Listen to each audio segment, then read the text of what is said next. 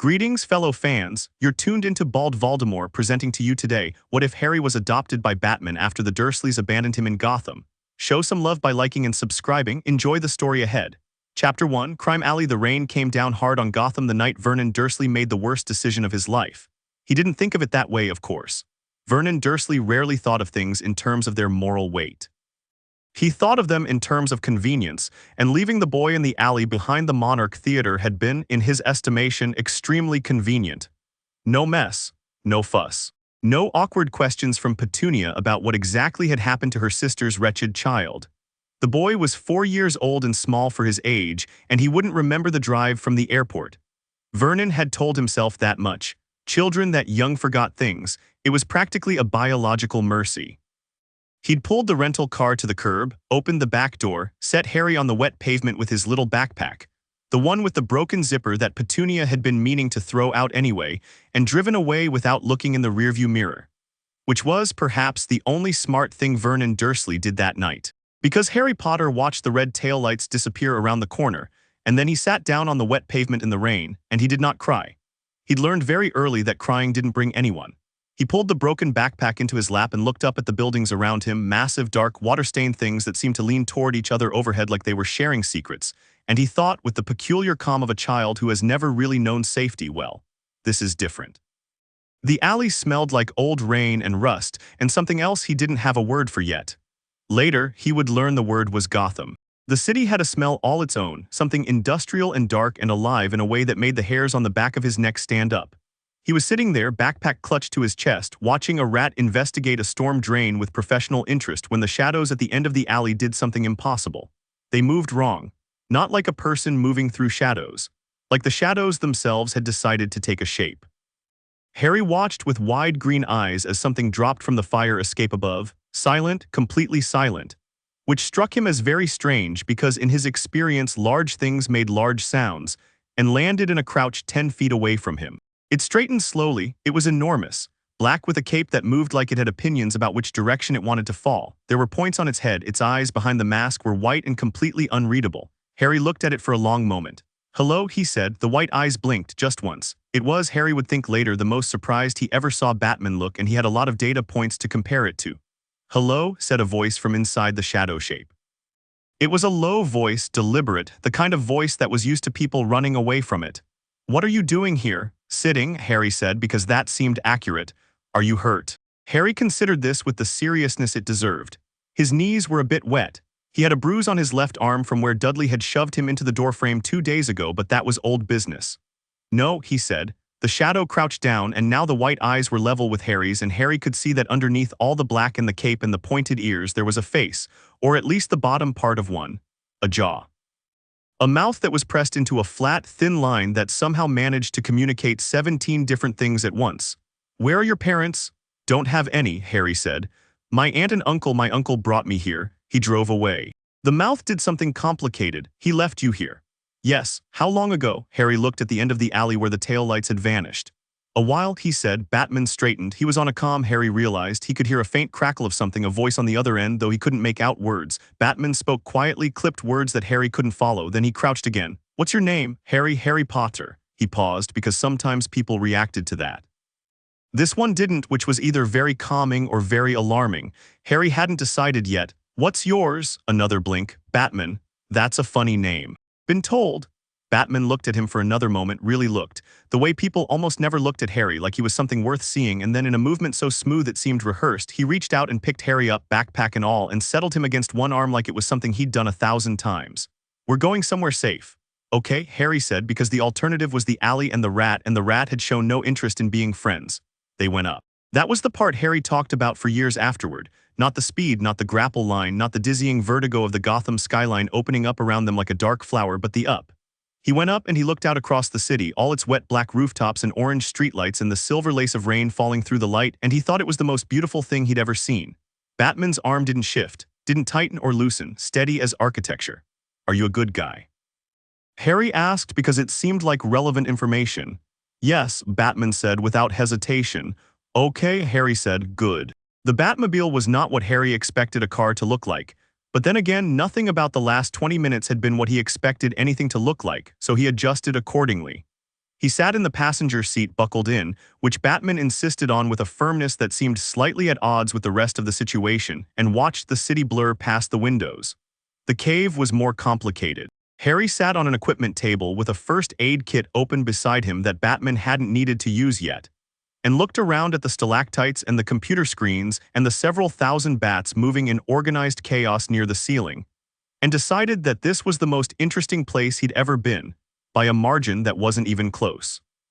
Alfred Pennyworth walked down the stairs with a tray of tea and stopped at the bottom, looking at the small boy on the equipment table with the expression of a man whose carefully managed world had just introduced a new and entirely unexpected variable. "Master Bruce," Alfred said, in a tone of tremendous restraint. Batman, who was now removing the cowl, and underneath the cowl was a young man with dark hair and a jaw like something architectural, didn't look up from the computer screen. "Alfred, there is a child on the medical table." "Yes, a rather small child. He's 4. "I can see that he is 4, Alfred said. "I am inquiring as to why he is 4 and also here." Bruce Wayne turned from the screen. He had eyes that were very dark and very still, and he had the look of a man in the process of making a decision he hadn't entirely caught up to yet. "Someone left him in Crime Alley." Alfred's expression shifted through several things in quick succession. He had an extraordinarily mobile face for a man who prided himself on reserve. "Left him. Drove away. Child has a name, Harry Potter, 4 years old, no local family. I'm running prints on the car." "I see." Alfred set the tray down and walked to the table. He looked at Harry with the full and complete attention of someone who actually saw children rather than managing them. Harry looked back. "I'm Harry," Harry said. "I know, my boy, I'm Alfred. Are you hungry?" Harry's stomach answered before he did. Alfred's face did something very warm and very quick. He produced a biscuit from his jacket pocket, the good kind, shortbread, the kind that came in the tin, and handed it over. Harry ate it with focused appreciation. "He needs to stay here tonight," Bruce said. He was still at the computer. "I'll contact GCPD in the morning about the Guardian situation, run the name, get records, and in the meantime," Alfred said, still watching Harry, "he sleeps in the cave, does he? There are guest rooms." "There are, yes." Alfred straightened. His voice shifted very slightly to a register that Harry would eventually learn to identify as Alfred means business. "Master Bruce." "May I have a word?" "I can hear," Harry offered helpfully. "Yes," Alfred said, "and you are very clever for noticing. Would you like another biscuit while we have our word in the corner?" Harry held out his hand. Alfred produced a second biscuit with the ease of a man who always came prepared. He walked with Bruce to the far end of the cave, and Harry ate his biscuit and listened with the focused attention of a child who had survived 4 years of being invisible by paying very close attention to things adults thought he couldn't hear. "Can't keep a child in the cave, Bruce. He needs—" "I know what he needs." "Do you?" "Because what he needs is a warm bed and a social worker, and he was left in Crime Alley." Alfred. A pause. "The same alley." The silence that followed was the loudest thing Harry had heard all night.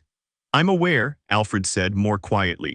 "I'm not sending him into the foster system, not from Crime Alley, not tonight." Another silence, shorter this time. "No," Alfred said, "of course not. I'll make up the blue room." Harry ate the rest of his biscuit and looked up at the bats. The blue room was blue in the way that expensive rooms were blue, not a shout of color but something soft and layered, like being inside a very calm thought. It had a bed roughly 3 times the size of the cot Harry had slept on at the Dursleys, and a window that looked out over the manor's grounds, the lawn disappearing into dark trees that moved gently in the rain wind. Alfred showed him the bathroom, demonstrated the taps with the kind of focused instruction usually reserved for complex machinery, found a shirt of indeterminate origin that worked as pajamas, and left a glass of water on the nightstand with the gravity of someone performing a sacred rite. "Alfred," Harry said from inside the enormous bed. "Yes, my boy." "Is he going to call someone in the morning to take me somewhere?" Alfred was quiet for just a moment. "I don't know what Master Bruce has decided," he said, which was truthful and which Alfred was always careful to be with children. "What I know is that tonight you are safe and warm and fed, and that is a great deal more than you had an hour ago." "Okay," Harry said. Alfred turned off the lamp. The room went soft and dark, and the rain tapped at the window in a way that was somehow almost comfortable. "Alfred," Harry said again. "Yes, thank you for the biscuits." Alfred smiled in the dark where Harry couldn't see it. "Sleep well, Harry." He didn't immediately. He lay in the enormous bed and looked at the ceiling and listened to the house settle around him. The manor was full of sounds, the tick and sigh of old wood, the distant whisper of rain, something that might have been an owl somewhere outside, and he thought about the red tail lights and the alley and the thing that had stepped out of the shadows. He thought about how Batman's arm hadn't wavered, not even a little. He was asleep in 4 minutes. Bruce was still at the computer at 3 in the morning when Alfred brought him coffee he hadn't asked for. His name is on record, Bruce said, not looking up. A social services file was opened 18 months ago by a school in Surrey. Neighbor called in a concern. Child presented with bruising, malnutrition consistent with. He stopped. His jaw tightened. It was closed, insufficient evidence. Alfred set the coffee down and looked at the screen. His parents, Bruce continued, James and Lily Potter, deceased, car accident according to official records. He's been living with the mother's sister, a Petunia Dursley, née Evans, Surrey address. And the man who drove away, Vernon Dursley, here on business. Conference at the Gotham Grand. He booked a return flight for tomorrow morning. Bruce was quiet for a moment. For one, Alfred said nothing. He was looking at the social services photograph attached to the file, a small boy with overlarge glasses held together with tape, hair like something that had given up trying to be organized, wearing a shirt that was clearly 3 sizes too large. The file listed his weight at the 10th percentile for his age. I could ring the authorities, Alfred said carefully. I could, Bruce agreed. Neither of them said anything for a moment. The Surrey Social Services file, Alfred said. Who closed it? A case manager named Wren. Bruce pulled up the record. Notes say. He stopped again. This time the jaw didn't just tighten. Something in the set of his shoulders changed entirely. Notes say the boy appeared to have an overactive imagination and the bruising was consistent with normal childhood play. Alfred looked at the photograph on the screen for a long moment. I'll contact Mrs. Ellsworth at the family courts in the morning, he said. She owes me a very large favor, and I'll ring Robert at Child Services, quietly. Alfred. Yes, Master Bruce. Don't ring anyone yet. Alfred looked at him. Bruce was still staring at the screen, but he wasn't reading anything anymore. He was just looking at the photograph. I want to think, Bruce said. Of course, Alfred said. He picked up the coffee, which had been the pretense all along, and started back toward the stairs. He paused with one foot on the first step.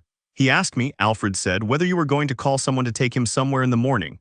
Bruce turned. He asked quite calmly, Alfred continued, as though he'd already accepted it, as though he'd been told to expect disappointment enough times that it had become a kind of default. He paused. He also said thank you for the biscuits.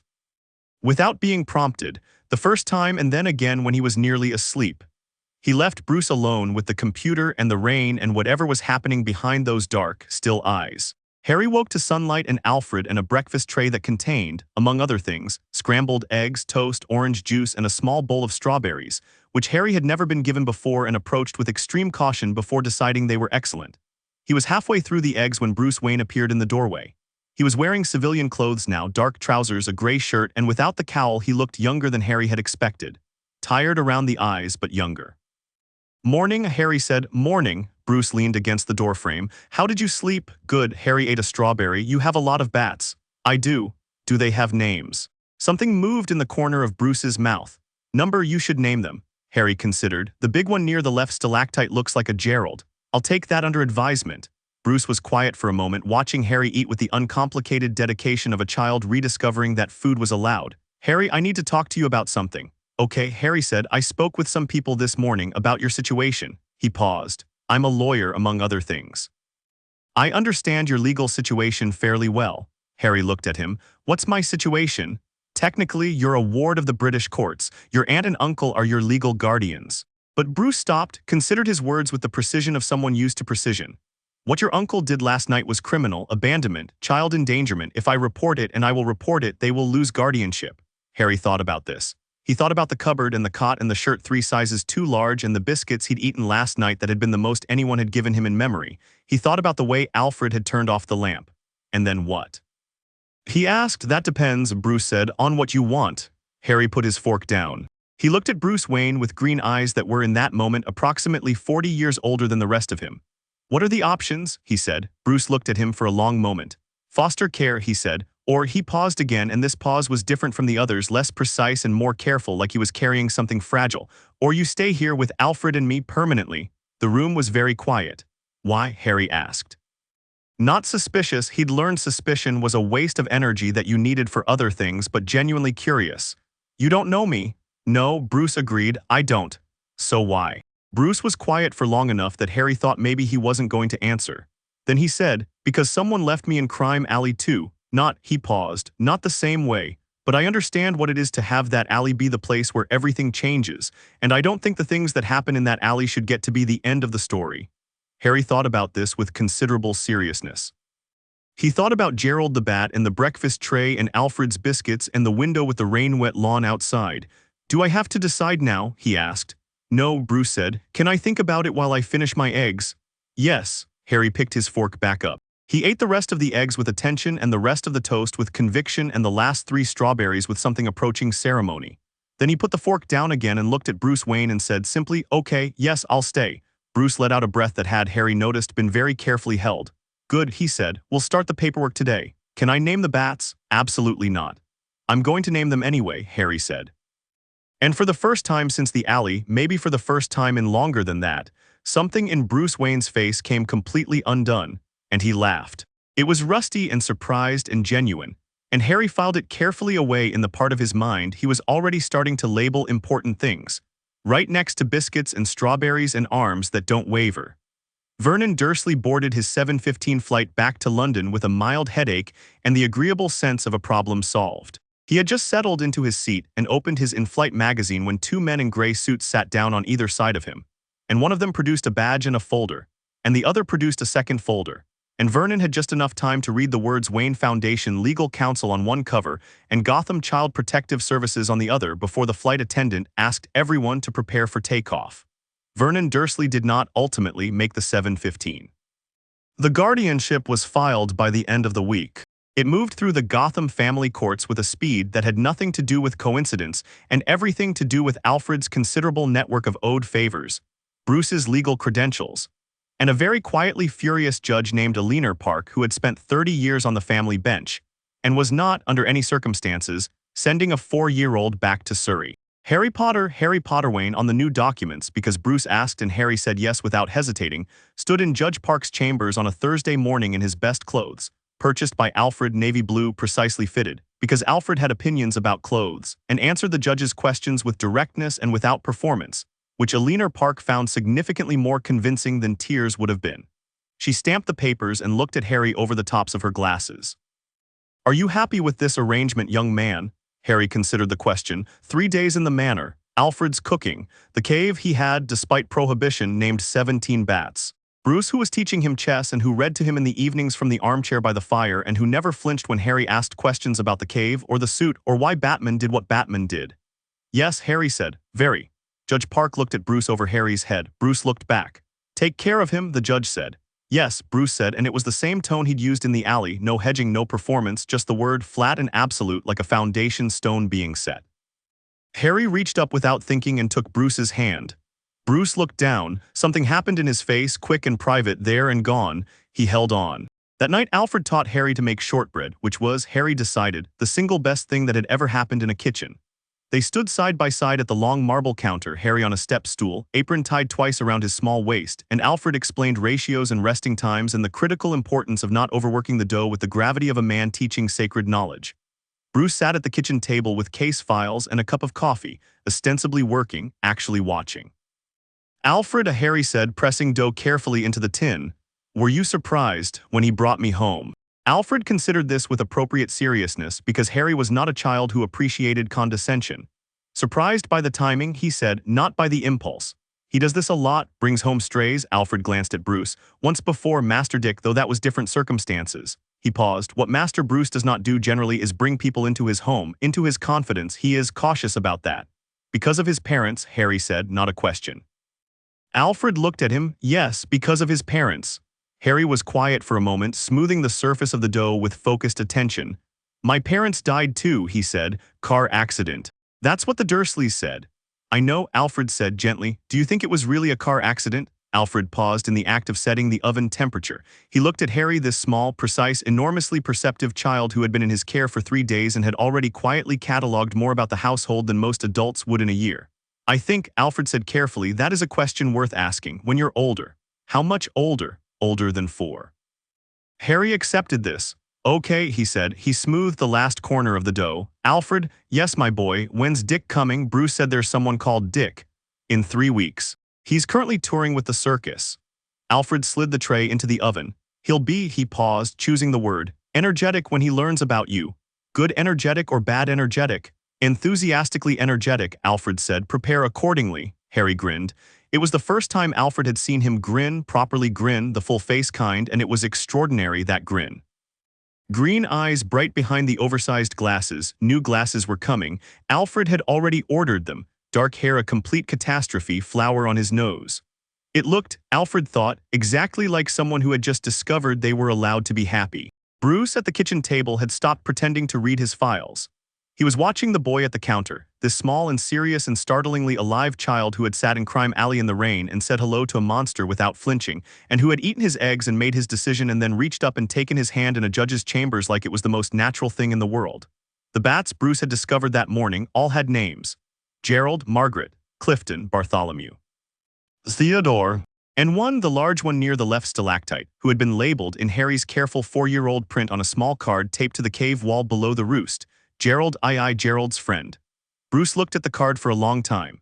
He thought about a different alley, a different night, a different boy who had stood in the dark, and decided what kind of person he was going to be in response to the worst thing that had ever happened to him. He thought about how many years it had taken him to laugh. Really laugh, not the performance of it. 3 days. This boy had managed it in 3 days. Bruce Wayne folded his files, picked up his coffee, and walked to the kitchen counter and stood beside Harry on the other side from Alfred. And when Harry looked up at him with flour on his nose and said, "Do you want to help?" Alfred says it's meditative. Bruce said, "Yes." "All right," and rolled up his sleeves. Alfred watched them from the other end of the counter, his 2 ridiculous boys elbow-deep in shortbread dough, and he felt something settle deep in the architecture of the house, something that had been slightly off balance for years, like a picture hung a millimeter crooked, and he thought, yes.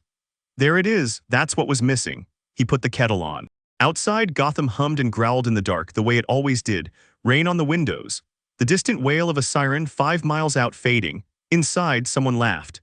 Chapter 2, What It Means to Be a Wayne. Dick Grayson arrived on a Tuesday with a duffel bag, a backflip off the top of the manor's front steps, and absolutely zero warning. Harry was in the East Garden when it happened, sitting cross-legged on the stone bench where Alfred had set him with a book on Gotham's architectural history, which was Bruce's version of light reading. And he looked up at the sound of the cab door slamming and watched a boy who couldn't have been more than 9 years old launch himself off the 3rd step from the top, tuck into a perfect aerial somersault, and land on the gravel drive with his arms out like he was waiting for applause. He got it. Harry clapped twice, which was genuine. Dick Grayson spun around, saw Harry, and his entire face did the thing faces do when they encounter something they weren't expecting but immediately decide is brilliant. "You must be the kid," Dick said. "You must be the energetic one," Harry said. Dick pointed at him. "Alfred warned you. Alfred warns everyone about you, apparently." Dick grinned, wide, unguarded. The kind of grin that had probably got him out of serious trouble more times than it had got him into it. Which was saying something given how much trouble he appeared to have gotten into. He dropped the duffel bag on the gravel and crossed the garden in about 4 strides and sat down on the other end of Harry's bench with the ease of someone who had never in his life experienced an awkward social moment. "Dick Grayson," he said, sticking out a hand. "Harry Potterwayne," Harry said, and shook it. Dick looked at him for a moment. Harry looked back.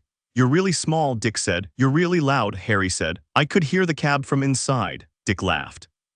"I like you," he said, with the absolute conviction of someone who made social decisions quickly and stuck to them. "Bruce said you were smart." He said it like he was trying not to sound impressed, which means he's very impressed. Harry filed this information away. "He said you were a circus performer." "Was flying Graysons." Something crossed Dick's face. "Quick, practiced at being quick. My parents were acrobats, they died." He said it the way you said something you'd said many times, worn smooth by repetition. "Bruce took me in, same as you." "Similar," Harry said. Dick tilted his head. "Similar, you know who your parents were. What they did, you have the memories." Harry said it without self-pity, just as a statement of geometry. "I don't have any of that, so it's similar but not the same." Dick was quiet for a moment, a genuine quiet, which Harry was already learning was different from Dick's usual mode of existence. Then he said, "Yeah, fair." They sat in the garden for another minute, 2 boys who had both come to Wayne Manor by way of tragedy, watching a gardener in the distance fight a losing battle with an ornamental hedge. "Can you do a backflip?" Dick asked. "Number, I'll teach you." "Okay, can you do anything?" Harry thought about it. "Chess, reading, I'm learning to cook." And he hesitated because this was something he hadn't told anyone yet, not even Alfred, though he suspected Alfred knew. "Things happen sometimes, when I feel things strongly." Dick went very still in the way that acrobats went still, not frozen, just perfectly balanced, all attention focused. "What kind of things?" Harry looked at the ornamental hedge. As he watched, the branch the gardener had been wrestling with for the last several minutes shifted, bent at a natural angle, and settled cooperatively into the shape the man had been trying to coax it toward.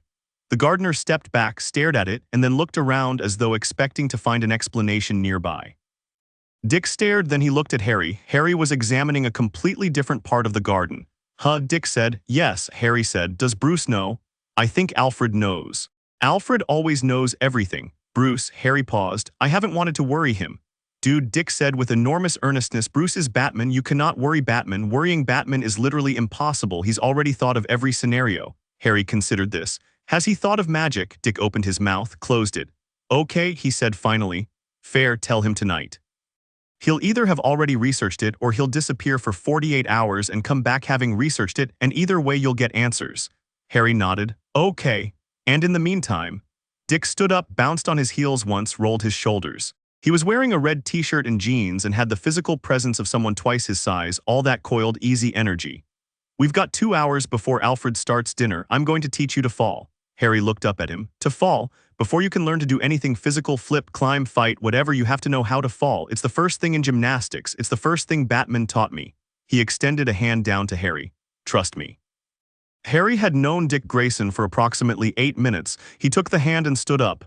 Yes, he said. All right. By the time Bruce found them, an hour and a half later, Harry had learned how to fall backward, sideward, and in a controlled forward roll without putting his hands down to catch himself. And Dick had a grass stain on his shoulder from demonstrating the forward roll too enthusiastically on a slight incline. Bruce stood at the garden's edge and watched Harry execute a backward fall onto the lawn, controlled, tucked, rolling up to sitting without apparent distress, and then looked at Dick, who was sitting cross-legged a few feet away, calling out corrections with the focused authority of someone who took teaching seriously. 3 weeks, Bruce said. Dick looked up. He's good, natural. You should see his core stability. He's got more body awareness than kids twice his age. Bruce looked at Harry, who was brushing grass off his shirt. Did Alfred know you were out here doing this? Alfred brought lemonade at the 45-minute mark, Dick said, so I'm going to say yes. Bruce pinched the bridge of his nose in a way that Harry was learning meant I am surrounded by people who do things correctly but still find ways to be exasperating. Dinner in 20 minutes. He turned to go. Bruce, Harry said. Bruce turned back. There was something in Harry's voice different from his usual register, which was already unusually steady for a 4-year-old. This was the voice he used when something mattered to him and he wanted to say it right. I need to tell you something about me, something that happens sometimes. Bruce walked back. He sat down on the lawn, just sat down, cross-legged, right there in the good trousers, which Harry would later identify as one of the first moments he understood who Bruce Wayne actually was underneath everything. He didn't call a meeting, didn't pull up a chair. He just sat down on the grass so they were level. Okay, he said, tell me, Harry told him. He told him about the hedge and about things that had happened at the Dursleys, windows unlocking when he'd been locked out, food appearing on his plate when he was desperately hungry, a teacher's aggressive marking disappearing from his book overnight. He told it plainly without drama, watching Bruce's face for the reactions. Bruce's face didn't do much, it very rarely did. But his eyes, Harry had learned to watch the eyes, sharpened and deepened and went through several things in sequence. He was quiet when Harry finished. Have you been frightened of it? Bruce asked. No, Harry said, it's just mine, it's always felt like mine. Bruce nodded slowly, he looked at Dick. Dick, to his credit, had the expression of someone staying carefully out of a conversation that wasn't his. I've come across references, Bruce said, which was, Harry would learn Bruce speak, for I already know more about this than I'm saying. Esoteric texts, documented cases of spontaneous, he stopped himself. I'll research it properly tonight. Dick said you'd either already researched it or you'd disappear for 48 hours. Dick knows me well. Bruce looked at Harry with those quiet, careful eyes. Are you scared of what I'll find? Harry thought about it honestly. Number are you? Bruce was quiet for a moment. No, he said, I'm interested. And that was that. They went inside for dinner, grass-stained and easy, and Alfred had made roast chicken. And Dick talked without ceasing for approximately 40 minutes about the circus spring tour and an incident involving a runaway elephant that Alfred seemed to already know about and have opinions on, and Harry ate his dinner and watched his family and thought with a quiet, cellular certainty, yes, this is it. This is what it was supposed to be. Bruce disappeared for 36 hours, not 48, which Dick considered a personal victory. He came back with 3 books in languages Harry couldn't read, a very long handwritten document, and a look in his eyes that meant he'd found something significant and was deciding how much of it to explain to a 4-year-old. He explained all of it. He sat Harry down in the study, just the two of them, Dick tactfully absent, Alfred tactfully present with tea, and explained clearly and without talking down what he'd found. There were people with Harry's abilities. There was a word for it. There was a world built around it, hidden, parallel, invisible to most people, and based on what Bruce had found and based on a very discreet call to a contact in the British occult research community, Harry was almost certainly a part of it. There's a school, Bruce said. In Scotland, it sends letters. Letters, Harry said. At age 11, you have 7 years. He paused. I want you to go if you choose to. I want it to be a choice. What if I don't choose to? Then you don't go. Simple, no manipulation, no hedging. Harry looked at the books on the desk. Will you teach me things in the meantime, so that when I do go, I'm not going in empty? Bruce's expression did the thing it had done in the courtroom, there and gone, warm and unguarded and quickly contained. Yes, he said, that's exactly what I'm going to do. Alfred in the armchair said nothing. He turned a page of his book. He was smiling. So the years began. Harry learned to fall before he learned to stand his ground, which Bruce said was the most important order. Then he learned balance, then climbing, then the vocabulary of his own body, where its weight sat, how it moved, what it could absorb and what it couldn't. Dick was his training partner for the physical work, which meant Harry developed the dual skills of precision and improvisation simultaneously, because Dick never drilled anything the same way twice. He was 5 when he had his first real sparring session. 6 when he started hand-to-hand with Bruce, who was a different kind of teacher than Dick, less demonstrative, more structural, building foundations rather than showcasing peaks. Bruce taught like an architect. Dick taught like an artist. Harry learned to build and then to paint, and the combination was, Alfred observed from his position of watching everything, rather remarkable. He was 7 when he started working seriously on the magic. Bruce had found a contact, not a wizard, but an academic, a woman named Dr. Sarah Chen who worked at Metropolis University's parapsychology department and who had spent 20 years documenting cases like Harry's. She visited the manor twice, asked Harry careful questions, watched him do several things she documented with trembling hands and a suppressed expression of pure scientific joy, and left with a thick folder of notes and the kind of look people had after religious experiences. Bruce reviewed her notes and supplemented with his own research. Alfred sourced texts through contacts Harry was fairly sure were not entirely legal connections. Dick, who had encountered enough strange things in his career as Robin to have given up on the concept of impossible, contributed with characteristic enthusiasm. They didn't know the wizarding world's vocabulary, not yet, but they discovered the principles. Emotion as fuel, intent as direction, focus as structure. And Harry, who had spent 3 years learning focus from the world's greatest detective, found that he could do things with that fuel and that direction that made Dr. Chen's documented notes look conservative. The first time he summoned something deliberately, he was 7 years old and sitting in the cave. Bruce was reviewing footage. Harry was supposed to be reading. He was instead looking at a pen on the far console and thinking about it very clearly and very quietly, and the pen slid smoothly across the console top and stopped exactly in his outstretched hand. Bruce said without looking up. You saw that? Harry said. Yes. Are you going to say something? What would you like me to say?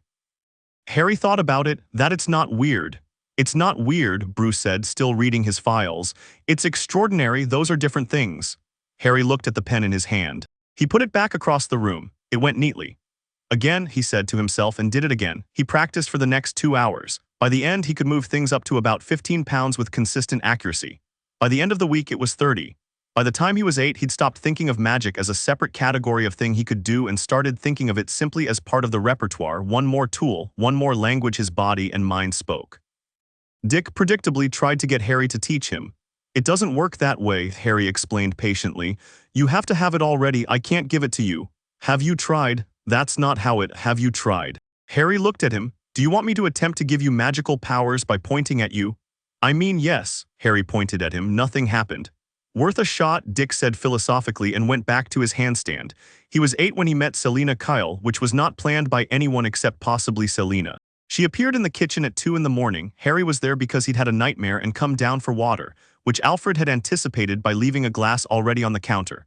Wearing all black with a very large shoulder bag and the expression of a woman who was mildly surprised to find an 8-year-old as the only occupant of a billionaire's kitchen at 2 a.m. but was rolling with it. They looked at each other. You're the cat burglar, Harry said. Selina blinked. Excuse me. Bruce has a file on you, you're Selina Kyle. You've taken 6 items from this house in the last 2 years and Bruce has let you take 5 of them, which I think means something. He picked up his water. He'd have stopped you if he actually wanted to stop you. Selina Kyle looked at this small, precise, green-eyed child with the terrible hair and the oversized pajamas, and then she sat down at the kitchen counter and said, How old are you? 8. You read his files. He leaves them where I can find them. Harry paused. I think he does it on purpose. It's how he teaches. He teaches an 8-year-old by leaving criminal investigation files within reach. He's a complicated person, Harry said. Selina looked at him for a long moment, then laughed, the real kind, not the performance kind, which Harry had become very good at distinguishing. God, he really is. She stayed for 20 minutes, which became a semi-regular occurrence. Selina was one of the first adults outside the immediate family to treat Harry like a person who could handle direct information, which he appreciated. She also taught him 3 lock-picking techniques and explained, with great practical detail, how to move through a space without being seen, which Bruce later claimed was inappropriate but did not actually ask Harry to unlearn. He didn't. The dreams started when he was 9. Not nightmares exactly, though they were disturbing in the way that something half-remembered is disturbing, not because you know what it is but because you almost do. There was a green light in the dreams. There was a laugh, high and cold, that his sleeping mind registered as wrong in a way that went deeper than sound. And there was a woman's voice, very close, saying something he could never quite catch. He told Bruce. Bruce listened without interrupting, asked 3 precise questions at the end, and then was quiet for a long time. Your parents' death, he said finally. The official record says car accident. I know, Harry said. He'd read that file too. I've never been satisfied with that, Bruce said. The documentation is thin, the dates don't fully align with the hospital records. He looked at Harry steadily. I think something else happened, something that connects to what you are. Magic, Harry said. Magic, Bruce agreed, like it was just another word, which for him by now it essentially was. I've been looking. There are references to an event in 1981, in a village in England called Godric's Hollow. Something that the people I've spoken to in the occult community seem collectively unwilling to discuss directly. Afraid, Harry said, significantly afraid. Harry looked at his hands. 9 years old, sitting in the cave, morning light coming down through the entrance shaft and laying in long gold bars across the stone floor. The bats overhead, all 17 of them with their names and Gerald II at the end, asleep in their roost. Do you think the dreams are a memory? He asked. I think they might be, Bruce said. I think we need to find out. How? Carefully, Bruce said, which was, Harry had learned, Bruce's one-word version of a very detailed plan. And when we do, we go in knowing what we're walking into, not blind. Harry nodded. Okay. I need you to trust that I will find the truth, Bruce said. All of it, not a version of it. I know you will, Harry said, without hesitation or performance, just fact. Bruce looked at him, did the thing with his face, the quick warmth. Good, he said. He was 10 when the alley incident happened, which was what they called it afterward, though none of the people who were there would ever use a casual word for what it actually was. Dick had taken him out. Supposedly to get pizza, genuinely to get pizza, Dick's motivations were rarely complicated, and they'd cut through the edge of the narrows because Dick knew the shortcut. Harry walked with his hands in his pockets and noted exits and sightlines with the automatic precision of a child who'd been taught to do it since he could walk, and he was calculating the fastest way to the pizza place when Dick stopped. 3 men, blocking the alley's exit. The posture said everything. Dick was 17 now, which meant he'd been Robin for 2 years, which meant he'd faced significantly worse than 3 men in a Gotham alley. He stepped slightly in front of Harry with the casual ease of someone who didn't need to be dramatic about it. Evening, Dick said pleasantly. Wallet, said the one in front. He had a knife which he was holding with the slightly theatrical confidence of someone who relied on other people being scared of knives. Dick reached for his pocket, slowly, peacefully. Harry stepped sideways out from behind him.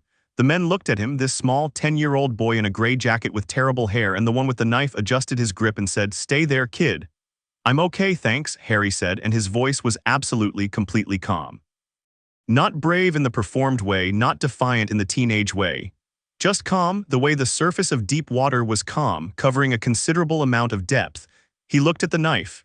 He looked at the man's hand. Later, he would say it was reflex. Later, Bruce would say it was training. Both of these things were true, and neither of them was the whole truth. The knife left the man's hand before any of them understood what was happening, sailed cleanly sideways through the air, and embedded itself in the alley wall 6 feet to the left, handle first, with enough force to stick. Nobody moved. Harry looked at the 3 men. I'd suggest leaving, he said. Because my brother is about to stop being polite, and that's significantly worse than what I just did.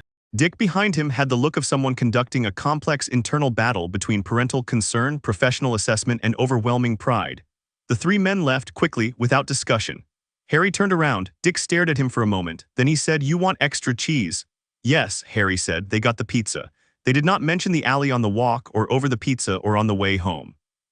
They mentioned it to Bruce precisely once, and Bruce listened to the full account, looked at Harry for a long moment and said, Good assessment of the situation. Work on the control of the landing point. The handle should have faced down. Harry blinked. You're not, what? Going to tell you not to use it. Bruce held his gaze. I'd rather you use it with control than not use it and get hurt. We'll add targeted precision to Friday's session. Harry looked at him. Okay. The knife in the wall was solid, by the way, the angle was good.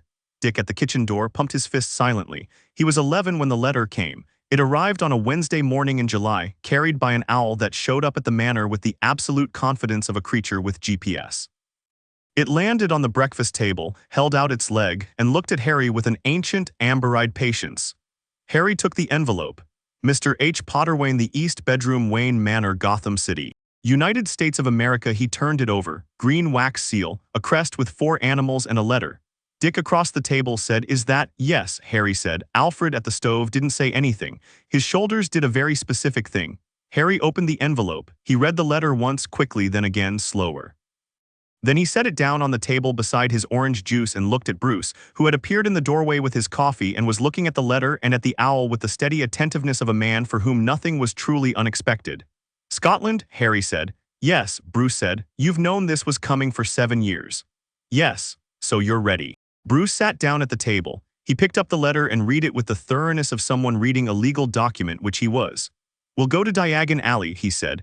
"I'll contact the Goblin Bank. I've had contact information for Gringotts since you were 7. Your parents left you a vault. We go together. We see what this world looks like before you walk into it. And then..." Bruce set the letter down and looked at Harry, 11 years old, not the small boy from the alley anymore. Something new and particular and wholly itself. Green eyes clear behind properly fitted glasses.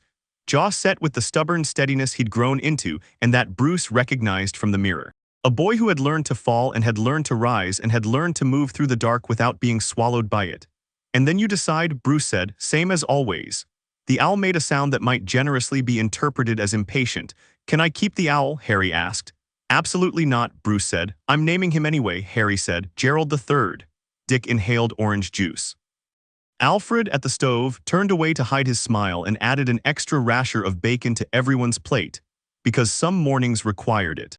Gerald III ate a piece of Harry's toast and then sat on the kitchen windowsill in the morning sun with the expression of an owl who knew he was staying. He was absolutely staying. Chapter 3. The letter. Diagon Alley was not what Bruce Wayne expected. He had done considerable research. He had contacts in 3 different occult communities across 2 continents. A 30-page document compiled over 7 years on what he could confirm versus what remained speculative, and the practiced ability to walk into unfamiliar environments without broadcasting his uncertainty. He was prepared. He was not prepared for the wall. Not the leaky cauldron itself, that he'd found without much trouble. A narrow building on Charing Cross Road that pedestrians walked past with the blank-eyed ease of people whose vision was being redirected. What he wasn't prepared for was Hagrid, because it was Hagrid who met them, sent by Dumbledore with the frictionless efficiency of an institution that had been managing the arrival of first-years for centuries. Tapping a specific sequence on a specific brick in a back courtyard wall, and the wall opening.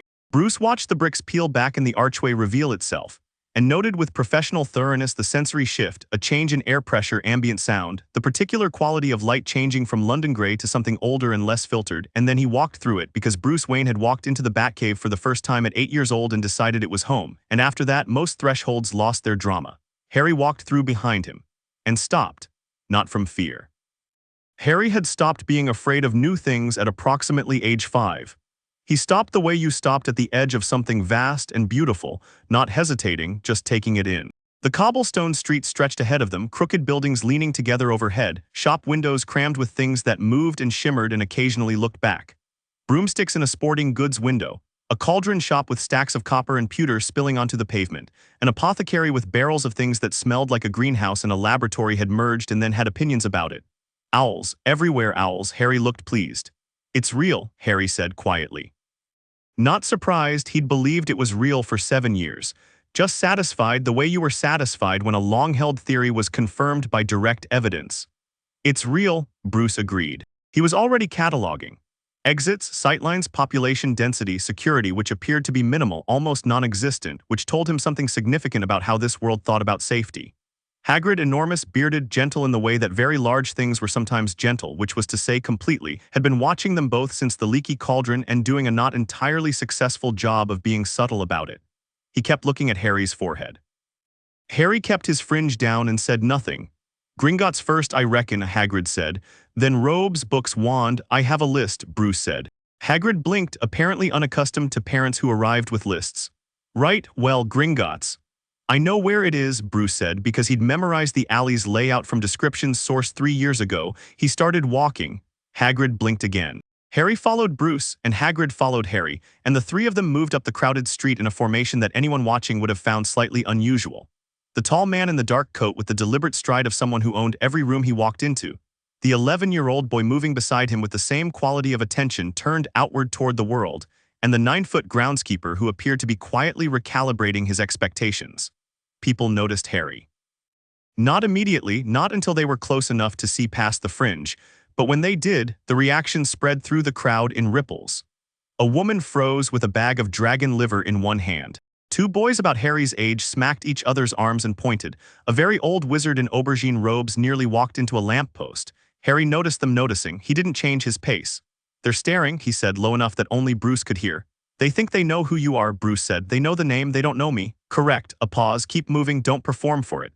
"I wasn't going to," Harry said mildly. Bruce glanced sideways at him. "Number you weren't." Gringotts was magnificent in the way that institutions built on financial power were always magnificent. Aggressively so, the architecture doing the work of a dozen lawyers in communicating that this was a place you didn't trifle with.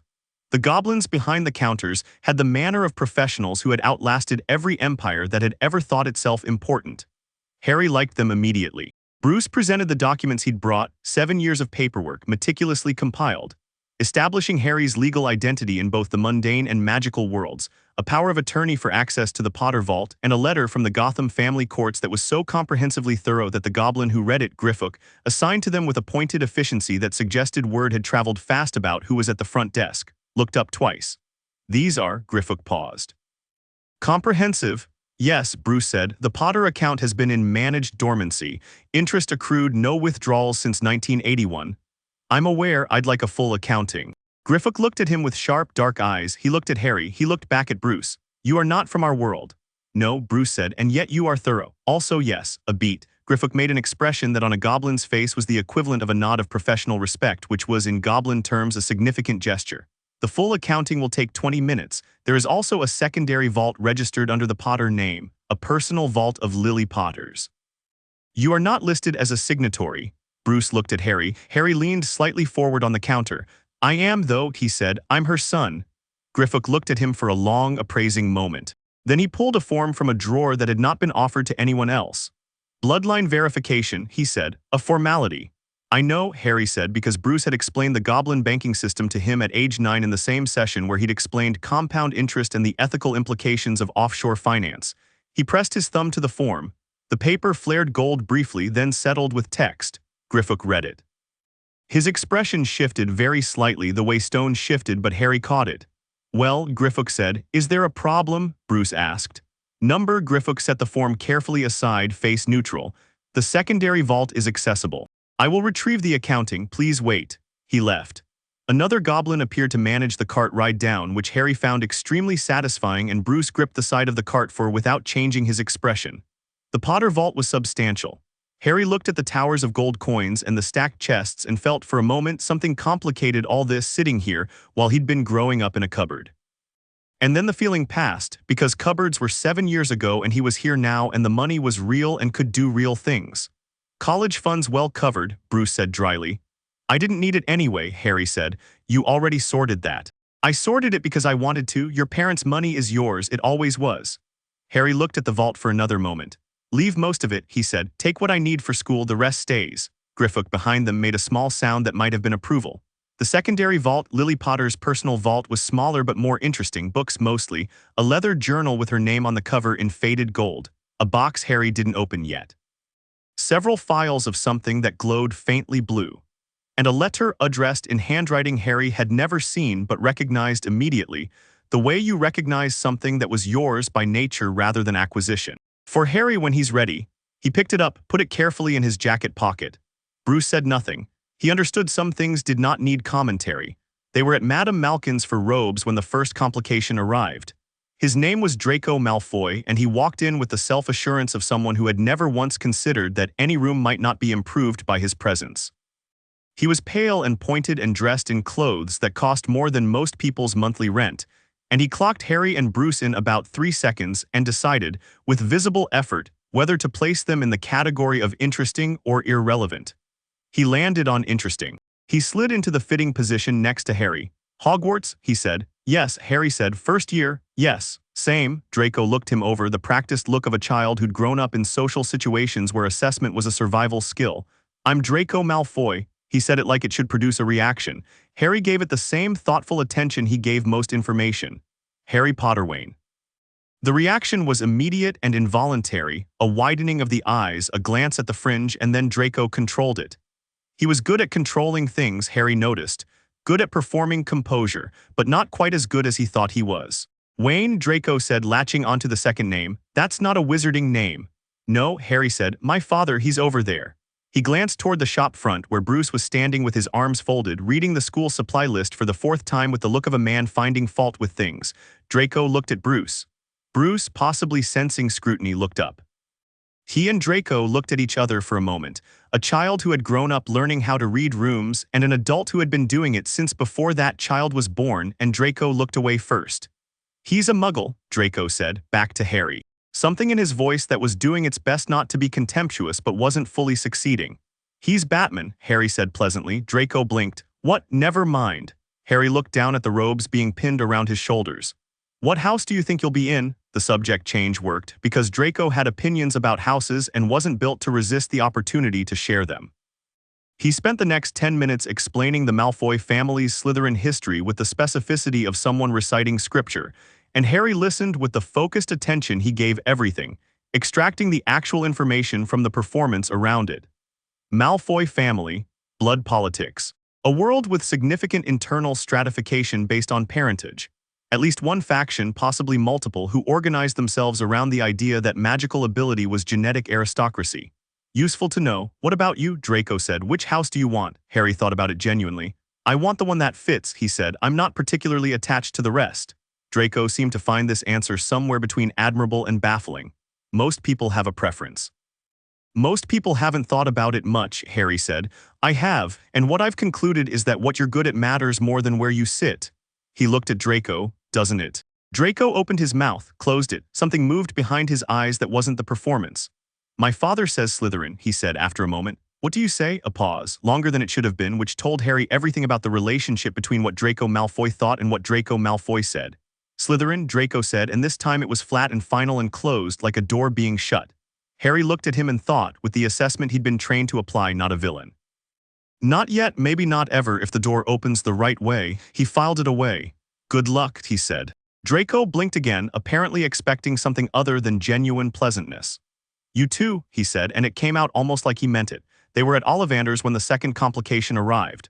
This one was invisible, which was Bruce's least favorite kind. He felt it first, that particular prickling awareness he'd developed over 15 years of doing what he did at night, the sense of being observed by someone who had invested effort in not being seen. He looked around the wand shop, ancient, cramped boxes to the ceiling, old Mr. Ollivander himself currently fluttering somewhere in the stacks in search of Harry's match, and clocked nothing. Nobody else in the shop. No apparent watcher at the window, and yet. He watched Harry at the counter trying his fourth wand, maple and unicorn hair, which did nothing except send a spray of sparks into a box of wand polish, and kept his peripheral attention on the door, the window, the angle of the street outside. The feeling didn't leave. Interesting, Ollivander said, appearing from somewhere in the middle distances of his own shop. He had pale eyes that seemed to be looking slightly past the present moment, focused on something slightly ahead of it. Very interesting. You are not easy, Mr. Potterwayne, not easy at all. Sorry, Harry said, don't be. The wand chooses the wizard. If the wizard is complicated, the wand has to be too. He disappeared again, returned with a single box slightly older than the others, the leather worn at the edges. Holly, 11 inches, phoenix feather core, he set it on the counter. Rather particular provenance. Harry picked it up. The warmth was immediate and unmistakable. Even Bruce felt the edge of it from across the shop, a kind of pressure change, the air doing something that wasn't movement. Harry's hand closed around the wand and gold-red sparks cascaded from the tip and rose toward the ceiling in a shower that lit the whole shop amber for a moment. Harry looked at it. This one, he said. Yes, Ollivander said. He was looking at Harry with those slightly ahead eyes, and his voice had shifted quieter. I wonder, the phoenix who gave that feather, he gave only one other feather, only one in all my years. A pause that was extremely precisely weighted. The wand that took the other feather gave you that scar. The shop was very quiet. Harry looked up from the wand. I know, he said. Ollivander blinked. You know, my father researched it. The connection between a wizard and the wand that cursed them. The implications of a shared core. Harry turned the wand in his hand, easy and natural, like it had always been there. I know what it means. Ollivander looked at him for a long moment. Then at Bruce, then back at Harry. You are remarkably prepared, he said, and there was something in it that wasn't just professional observation. Yes, Harry said, that's the idea. They paid and left, and as they stepped back into Diagon Alley, Bruce moved close to Harry and said very quietly, we were watched in the wand shop. I know, Harry said, I felt it around the third wand. Observation charm, good one. Bruce paused. Someone sent eyes to that shop specifically. Harry considered this, walking steadily, not looking around. Dumbledore, most likely. He's been waiting for me to appear. For 10 years, Bruce said, you're 3 weeks late from his perspective. Your letter was forwarded twice before it found us in Gotham. A pause. He's going to try to make contact. I know. Harry tucked the wand box under his arm. Let him. Bruce looked at him sideways. I'm not afraid of an old man who's been planning around a version of me that doesn't exist, Harry said. His voice was level, not cold, not defiant, just stating a fact. When he tries, I'll listen, and then we'll have a conversation. Bruce was quiet for a moment. You sound like me. You raised me, Harry said. What did you expect? Something crossed Bruce's face, the quick warmth, the contained pride. Fair, he said. Dumbledore received the report that evening. He read it twice, sitting alone in his circular office with Fawkes asleep on his perch, and the silver instruments spinning their quiet diagnostics and the portraits of former headmasters pretending not to eavesdrop. The report was from Mundungus Fletcher, who had followed the observation brief to the letter and watched the Potter boy, the Potterwain boy, apparently navigate Diagon Alley with a composure that Mundungus, who was not given to poetry, described as a bit not right for a kid, to be honest. The father, the adoptive Muggle father, had detected the observation charm. Detected it, noted it, communicated it to the boy, and they had continued their business without apparent concern. Dumbledore set the report down and looked at Fawkes. Fawkes opened one eye. He knows about the wand, Dumbledore said, about the connection. Fawkes closed the eye. He didn't seem frightened. A pause. He didn't seem frightened of any of it. Dumbledore's voice was thoughtful, not alarmed, not yet, but recalibrating, which was something Dumbledore did rarely enough that it cost him something when he did it. He had a chess game, carefully arranged over 10 years, the pieces set precisely as he needed them. A boy who arrived ignorant of his nature, who would need guidance into his role. A boy who would trust the person who explained the world to him. Except the boy had apparently had the world explained to him already. He has a father, Dumbledore said to the room. The portraits continued, not listening. A very thorough one. He stood, moving to the window that looked out over the Hogwarts grounds, dark now, summer quiet, the lake silver in the evening light. He thought about what he knew about Bruce Wayne. He had looked him up, of course, when the forwarded letters had eventually been traced back to Wayne Manor, a Muggle industrialist, a philanthropist. Suspicions of vigilante activity in Gotham City, but nothing confirmed. He had not particularly worried. He was revising that assessment. The boy had looked at Ollivander's revelation and said, I know, not with bravado, with information, with preparation. Dumbledore had been moving pieces across a board for 10 years. He was beginning to suspect that someone else had been building a different board entirely. He went to his desk and wrote 3 letters, one to Minerva, one to Severus, one that he held for a long moment before deciding not to send it yet. He needed to meet this boy first. He needed to see, with his own eyes, what 10 years in Gotham had made. Harry read his mother's letter in the garden the night before they left for King's Cross. A loan which he'd asked for, which everyone had respected without discussion because that was how the manor worked. People were given the space they needed, and the presence they needed, and the difference was understood instinctively. The letter was dated October 1981. My darling Harry, if you're reading this, then something has gone very wrong and I am not there to explain it myself, which is the most selfish, terrible thing I can imagine, and I'm so sorry for it. There is a man named Albus Dumbledore who will want to tell you the story of your life, as if it were a story he wrote. Listen to him, but know that he is a good man who is sometimes so sure of his goodness that he forgets to ask whether the people in his story want to be in it. There is also a man named Tom Riddle who will have told himself a different story, where he is the important one and you are just a problem to be solved. Don't be fooled by that either. You are not a problem, you are not a symbol, you are not a weapon or a sacrifice or a prophecy. You are my son. Your father was brilliant and reckless and kind in the most fierce way, and he loved you until the last moment, which was a very short moment but absolutely full. I don't know who's raised you. I don't know what you are when you read this. But I know what you were when I last saw you, curious and brave and very loud about the cat next door, and I think those things survive. Ask questions, demand answers, don't let anyone make your choices. You have your grandmother's eyes. All my love in all directions. Mum. Harry sat with the letter for a long time. The garden was dark around him, warm summer dark, the lawn smelling like cut grass and something floral from Alfred's rose bed. Above the tree line, Gotham glittered its complicated orange. He folded the letter, put it back in his jacket pocket where it had been all day. Dick found him about 20 minutes later, which Harry had known was coming because Dick was constitutionally incapable of leaving anyone alone with something heavy for more than 20 minutes. He dropped onto the bench beside Harry and said nothing, which was surprisingly good coming from Dick. She was smart, Harry said. Sounds like it. She already knew Dumbledore was going to be, he paused, managing. Yeah, she told me not to let him. Harry looked at the city lights. She didn't know who was going to raise me. She wrote not knowing if I'd ever, he stopped. Dick was quiet. She just trusted that whoever I was when I read it would be enough, Harry said. She wrote to me. Not to a scared kid, not to a victim, just me. She sounds like someone who knew what she was doing, Dick said. She was also a witch who died at 21, Harry said. So, he let out a breath that wasn't quite a sigh. I think that's fair. I think she was extraordinary and she died too young, and those two things are both true. Dick bumped his shoulder. Just once brief, Harry bumped back. You ready for tomorrow? Dick said. Yes, Harry said, nervous. Number, Dick looked at him. Not even a little, Harry conceded, but not about anything that matters, not about the school or the classes or, he paused. I'm a little nervous about meeting people. Real people, not the ones in files, people my own age who don't know me as anything except the name. He turned the thought over. That's actually new. New is fine, Dick said. New is interesting. You always say that, because it's always true. Harry looked at the letter in his pocket for a moment, then he looked out at Gotham again, this city that had been his first real thing, this dark and complicated and extraordinary place. Do you think she'd have liked Bruce? He asked. Dick didn't hesitate. Yeah, absolutely. She seems like someone who appreciated people who showed up. Harry nodded. Yes, he said. I think so too. Inside, light was on in the kitchen. Through the window, they could see Alfred moving, the familiar geometry of the kitchen at night. Bruce was at the table again. Harry could see the edge of him, the dark shape at the corner of the light, same as always. Harry stood up, brushed grass off his jeans, and went inside. King's Cross was loud and human and smelled like coffee and diesel. And Harry navigated it with Gerald III in a cage on the trolley, and his trunk on the other end, and Bruce on his left and Alfred on his right. Which was, he thought, probably the most security any Hogwarts student had ever had on this particular journey.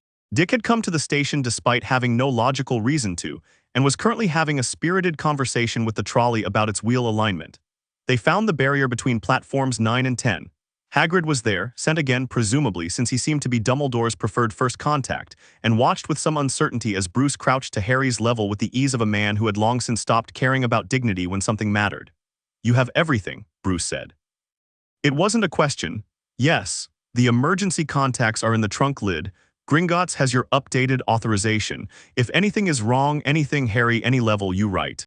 No, Gerald III has shown he can find the manner. A pause. I don't want you to be cautious about using that. I know, Harry said again, softer. Bruce looked at him. 11 years old, green eyes level and clear. Holly wand in a holster on his arm because they'd made a holster because of course they had, and Harry never went into any situation without his tools on his person, which was a lesson applied universally regardless of the nature of the situation. You're ready, Bruce said. I know, Harry said for the third time, and then he stepped forward and hugged Bruce, quick and fierce, and Bruce's arms came up around him and held on for a moment, just a moment, and then Harry stepped back. He turned to Alfred. Alfred handed him a tin, shortbread, the good kind. For the journey, Alfred said. His voice was perfectly steady. Harry took the tin. He looked at Alfred's face and Alfred looked at his, and between them passed all the kitchens and all the years and all the biscuits and all the quiet nighttime moments that had built one thing out of two separate darknesses. Back for Christmas, Harry said. I'll have the good china out, Alfred said. Harry turned to Dick, who grabbed him in a hug that picked him off the ground briefly, to Gerald III's vociferous objection and said, Kill it, okay, show them what we've got.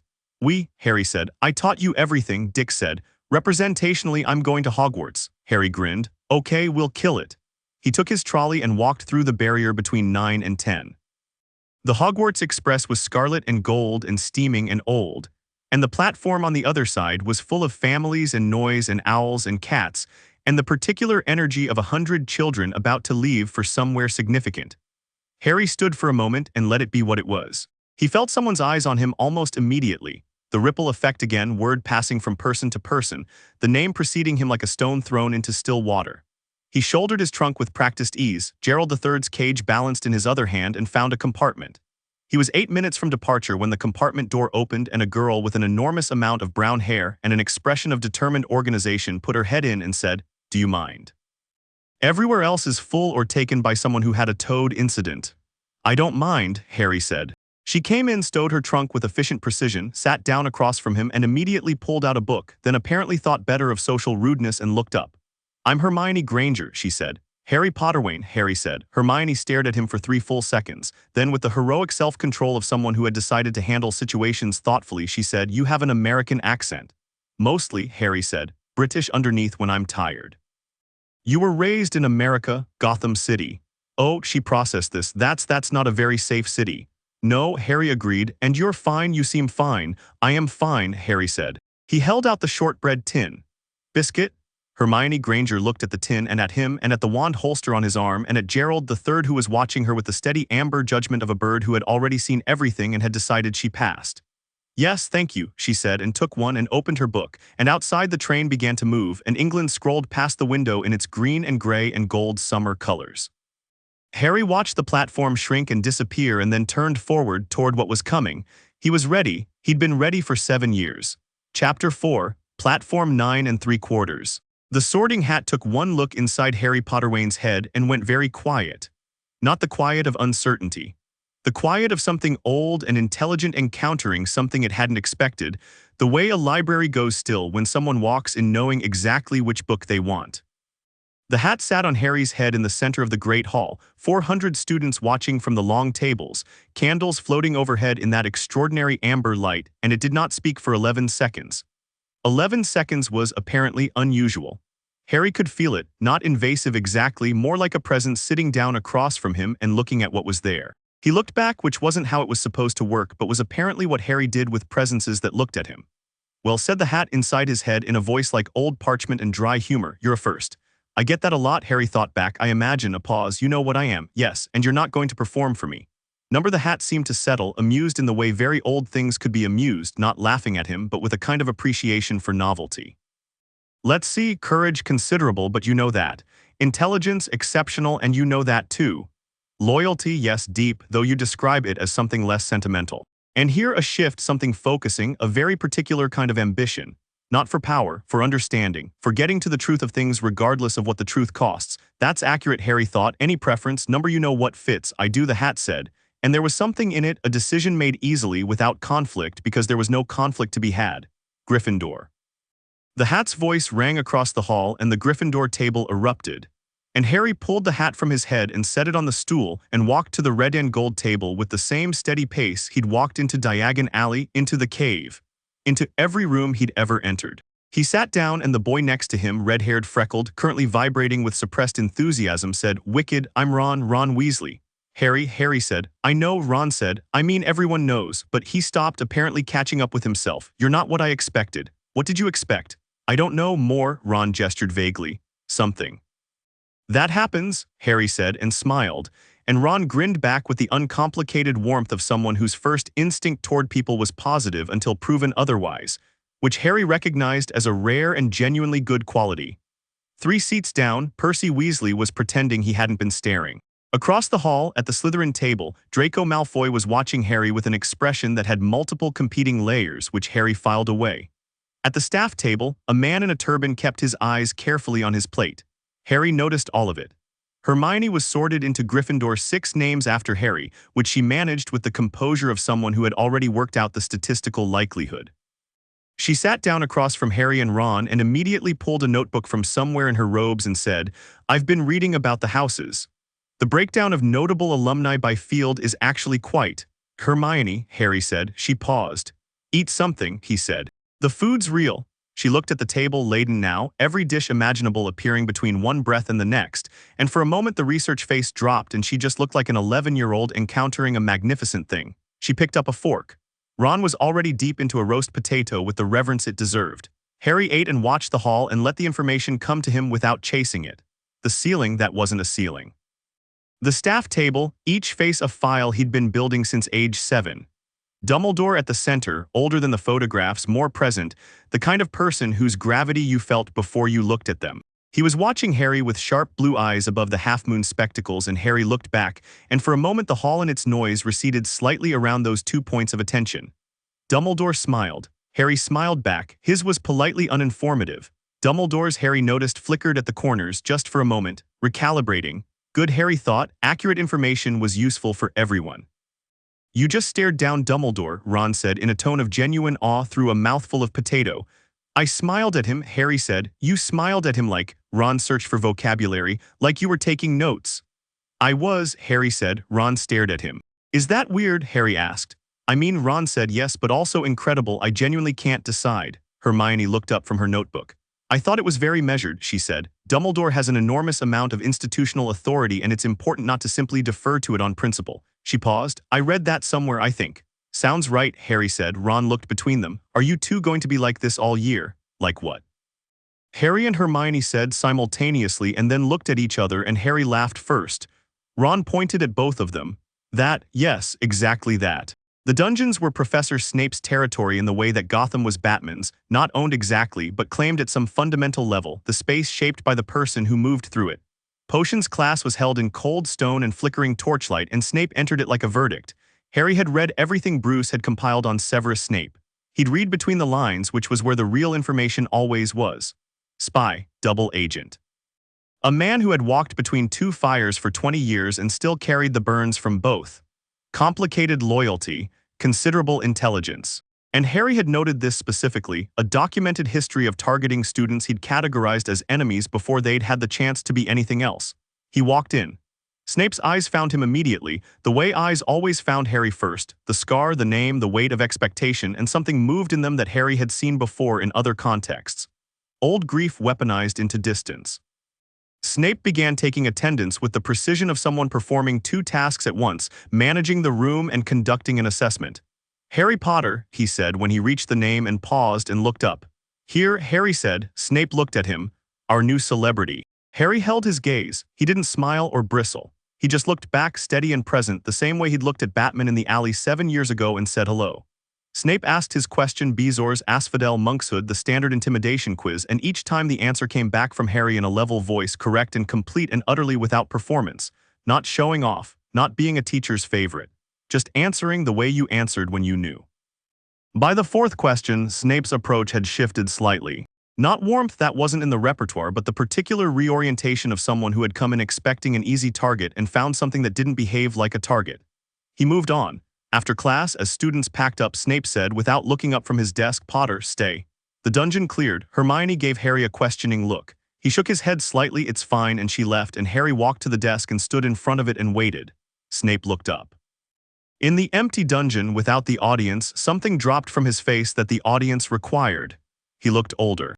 Exhausted in the specific way of people who carried things they hadn't set down in a long time. Your mother, he said, was the most talented potions student this school produced in 30 years. Harry waited.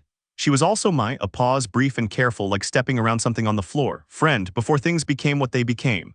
I know, Harry said. Snape's eyes sharpened. What exactly do you know? Enough, Harry said. Not everything. I know you were close. I know there was a break.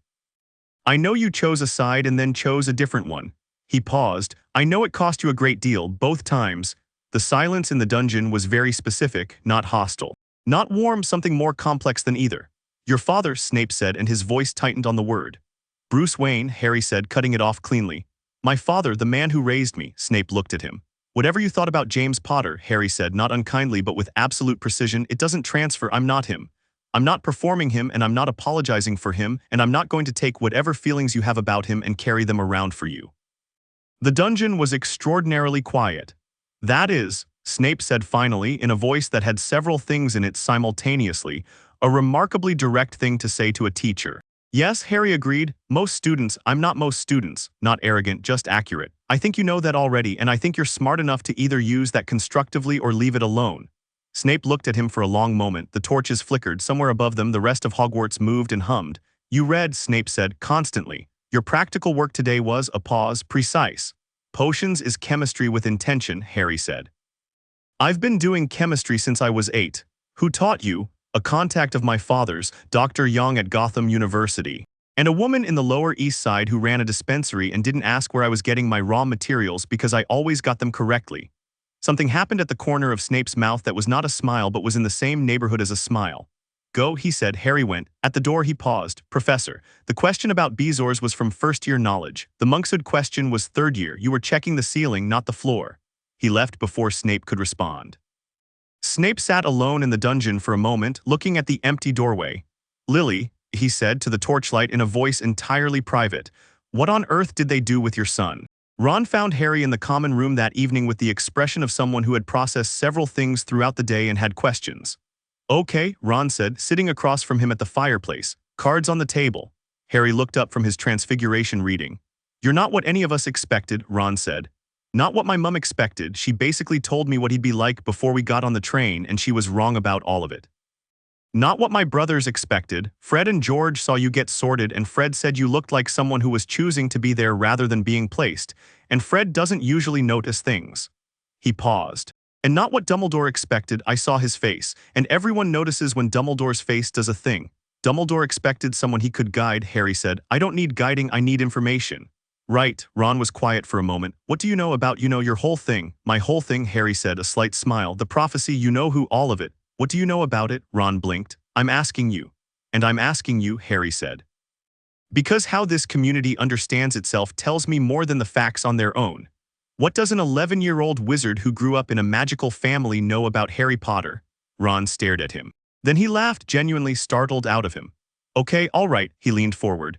"We know you know who Voldemort, you can say it, I'm working on it, tried to kill you when you were a baby. We know it didn't work, we know he disappeared afterward, we know you somehow survived a killing curse which no one survives, full stop." He paused. "And we know there's a prophecy, one that says you're the only one who can finish it." "What do you think about that?" Harry asked. "The prophecy."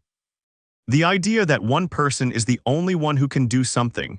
Ron thought about it. "Feels like a lot of pressure for one person." "It is," Harry said. "It's also incomplete information. A prophecy is a statement of possibility, not a script. It says power he knows not. It doesn't say only Harry can act. It says there's something I have that he doesn't understand." He set down his book. "Do you know what that thing is?" Ron shook his head. "Neither do I yet." Harry picked his book back up. "That's the actual interesting problem, not whether I'm brave enough or special enough. What is the thing he doesn't understand?" Ron was quiet for a moment. "My mum," he said, "says it's love, the old magic, that's what protected you." "Your mum sounds smart," Harry said. "She is," Ron said. "She's also absolutely terrifying." He paused. "In a brilliant way," Harry smiled. "Are we friends?" Ron said. "I think we have been since the train," Harry said. Ron grinned. "Okay, good." He stretched his legs toward the fire. "What's Gotham like? Complicated, loud, dark in ways that aren't just about light. Your dad, Bruce Wayne, he's really Batman?" "Yes, and you knew growing up. From the beginning, more or less." "That's," Ron searched for the right word and landed on mental, completely mental. "Does that make you," he thought harder, "are you like trained? Like a what's it called, sidekick?" "Absolutely don't call me that," Harry said, but he was smiling. "Robin?" Ron tried. "Dick would be horrified to hear that applied to me, but yes, approximately." Ron processed this for a moment. "Can you fight, like properly fight?" "Yes." "How well?" "Well enough that 3 men in a Gotham alley left without their knife and without requiring further conversation." Ron Weasley looked at Harry Potterwain across the firelight in Gryffindor common room, and Harry could see him doing the thing people did when they revised their entire mental file on a person, quickly and comprehensively. "Right," Ron said. "Cool." "Reasonably," Harry agreed. Hermione found the discrepancy in the third-floor corridor on their 4th day, which was, Harry thought, impressively fast even by her standards. Found her in the library, not unusual, with 4 books open simultaneously, also not unusual, and an expression of contained intellectual agitation that meant she'd found something she didn't entirely know what to do with. "The 3rd floor," she said without preamble when Harry sat across from her. "Yes. Dumbledore announced specifically that the right-hand corridor was forbidden, which means it's not just restricted, it's actively concealed." "Yes. That's a specific kind of statement. Not don't go there because it's dangerous in a school way, don't go there because there's something there." "Something being kept," Harry said. Hermione looked at him. "You already know." "I have a working theory, Nicholas Flamel."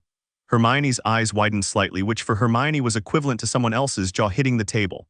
"The Philosopher's Stone, the only known object capable of producing the elixir of life. Flamel is the only verified user. The stone was moved from Gringotts." Harry paused. "Actually, I know this because I was at Gringotts the day after the break-in. Hagrid collected something. The break-in was reported the same day, Vault 713. "Harry," Hermione said slowly, you pieced that together in 4 days." "I had a head start," Harry said. "I've been expecting something like this. Something in the school that connects to Voldemort." Hermione's face did the involuntary flinch at the name. She caught it. "He's behind it. Someone working for him or hoping to be rewarded by him. The stone is the only thing that could bring him back fully, restore his body." He looked at the table. "He's been waiting. He's been weak for 10 years. And he's going to try for it this year, Hermione said. Someone is, yes. She was quiet, the kind of quiet that was active processing. We should tell Dumbledore. What do I tell him? I have circumstantial evidence, a working theory, and no proof. He already knows the stone is here, he put it here. He's waiting for something too. For what? Me, Harry said. I think everything that's been set up is designed to reach a specific conclusion. I think the protections on the stone are designed to be passable for a specific kind of person. I think Dumbledore has been building toward a moment. Hermione folded her hands on the table. You think he's using you? I think he's trying to, not maliciously. I don't think Dumbledore is cruel. I think he's certain he's right, and certainty makes people tidy things that shouldn't be tidied. Harry looked at her. So we find out the truth before we walk into whatever he's arranged, on our terms, not his. Hermione looked at him for a long moment. That's very Batman of you. Harry blinked. I've read about him, Hermione said. Since you mentioned Gotham on the train, he doesn't wait to be moved, he moves first. She paused. That's what you're doing. Yes, Harry said. Ron's going to want to be involved in this. I know. He'll probably want to be involved loudly. That's fine, loud has its uses. The flying lesson happened on a Thursday, which was when Harry Potterwain picked up a broomstick for the first time and understood immediately, without requiring instruction, why wizards were obsessed with the things. He went up on the word, quick and clean, and the castle spread out below him in its impossible geography, towers and courtyards and the dark water of the lake and the forbidden forest at the edge of everything. And for one pure moment he wasn't thinking about anything except the altitude and the wind and the specific joy of being very high up with nothing between him and the sky. He went higher, just to see. Madame Hooch was saying something below him, something about the regulation height, which Harry made a note of and then stayed at for exactly 4 more seconds before coming down. Because rules were useful, and he respected the structure even when he found the ceilings frustrating. Draco had been watching him from across the pitch with an expression that had several competing elements. When Harry landed, Draco walked over with deliberate casualness. Not bad, Draco said. It's extraordinary, Harry said honestly. I hadn't expected it to feel like that. Draco blinked. He'd clearly expected either arrogance or deflection and had no prepared response for genuine enthusiasm. You've never been on a broom? First time. You looked like, Draco stopped himself. Like someone who'd done it before. Good fundamentals transfer, Harry said. Balance is balance, body awareness is body awareness. He looked back up. It's the speed I wasn't ready for, that's different. It's not like anything else. Draco was quiet for a moment. He had the look of someone deciding whether to maintain the performance or have an actual conversation. He landed after visible deliberation on the latter. My father got me a Nimbus for practicing over the summer. Which model? 2000. What's the turning radius like at full speed? Draco looked at him with surprise and then started talking about broomstick specifications with an unguarded technical enthusiasm that was completely different from his usual register. And Harry listened with genuine interest. And for about 10 minutes they were just 2 11-year-olds talking about something they both found brilliant. Then Neville dropped his remembrall and Draco caught it before it hit the ground, and the moment ended and Draco's face closed up again and he said something contemptuous and held the remembrall up out of Neville's reach and the performance was back. Harry watched him. Draco, he said level. Draco looked at him, surprised by the tone. Give it back, Harry said, simple, no threat, no drama, the same voice he'd used in the Gotham alley. Just an absolute statement of how things were going to go. Draco looked at him for a moment. Something moved behind his eyes, the same something Harry had seen in Madame Malkin's, the thing behind the performance that was younger and less certain than what went in front. He handed the remembrall to Neville and walked away without another word. Neville stared at Harry. How did you do that? He's not actually cruel, Harry said. He's performing cruelty because he thinks it's what's expected, different problem with different solutions. Neville blinked. That's really specific. I've met a lot of Gotham crime bosses, Harry said. The scared ones are the most dangerous and the easiest to redirect. He paused. Draco's not a crime boss, he's just a kid with a very loud father. Neville looked at the remembrall, then at Harry. I'm glad you're in my house, he said with the sincerity of someone who meant exactly what they said. Me too, Harry said, and was surprised to find he meant it completely. McGonagall found him after the flying lesson and offered him the seeker position with the compressed intensity of a woman who had several professional feelings about rule-breaking and one very significant exception. Your guardian would need to approve, she said. The school will write, he'll approve, Harry said. You can't know that. He'll approve, Harry said again, because he's been looking for ways to let me be 11 years old and this is one. He paused. He worries about me not having enough normal. McGonagall looked at him with an expression that was, underneath the composure, quite human. You're rather perceptive, she said. Thank you, Professor. Don't let it make you arrogant. I'll try, Harry said. My brother Dick says I have a natural immunity to arrogance because Bruce made us write essays on the failure modes of overconfidence. Your adoptive father made you write essays. Regularly, with footnotes. McGonagall looked at him for a long moment. I think, she said, this is going to be a very interesting year. Yes, Harry said, I think so too. He went back to the castle, into the warm stone corridors with their moving portraits and their staircase that changed its mind on Thursdays, and Gerald III found him on the second-floor landing, which should have been impossible given that the owlery was in the tower, and landed on his shoulder and ruffled its feathers with the satisfaction of a creature that went where it pleased. How do you keep getting out? Harry asked. Gerald III offered nothing useful on this point. Harry wrote to Bruce that evening. The letter was 4 pages, dense and specific because Bruce would want the detail. He described Snape and the conversation. He described Dumbledore's face at the feast. He described the stone and his current theory and the working parameters of the protection scheme as he understood it. At the end he wrote, also I made the Quidditch team, I think you'll like it. He paused. Added, Alfred should know the shortbread survived the journey in perfect condition. I had won this morning and thought about the kitchen. He sent it with Gerald III, who was already gone by the time Harry looked up. Because Gerald III did not wait for formal dispatching. Harry sat at the desk in the dormitory, Neville asleep across the room, Ron snoring lightly in the next bed, and looked out the window at the Scottish dark, different from Gotham's dark, quieter, older, more patient, the lake glinting, the forest solid and breathing at the edge of the light. He thought about Dumbledore's eyes at dinner, still recalibrating. He thought about Quirrell at the staff table, never making direct eye contact, and the way his head had turned very slightly, unconsciously, reflexively, when Voldemort's name was said at the feast. He thought about his mother's letter, ask questions, demand answers. Don't let anyone make your choices. He folded his hands and looked out at the dark and thought, with the focused patience of someone who had been trained by a man who waited for exactly the right moment. He didn't have to move yet, but he was watching, and he knew where to look. Chapter 5. The Philosopher's Stone. The thing about hunting something in the dark was that you had to be willing to be patient before you were willing to be fast.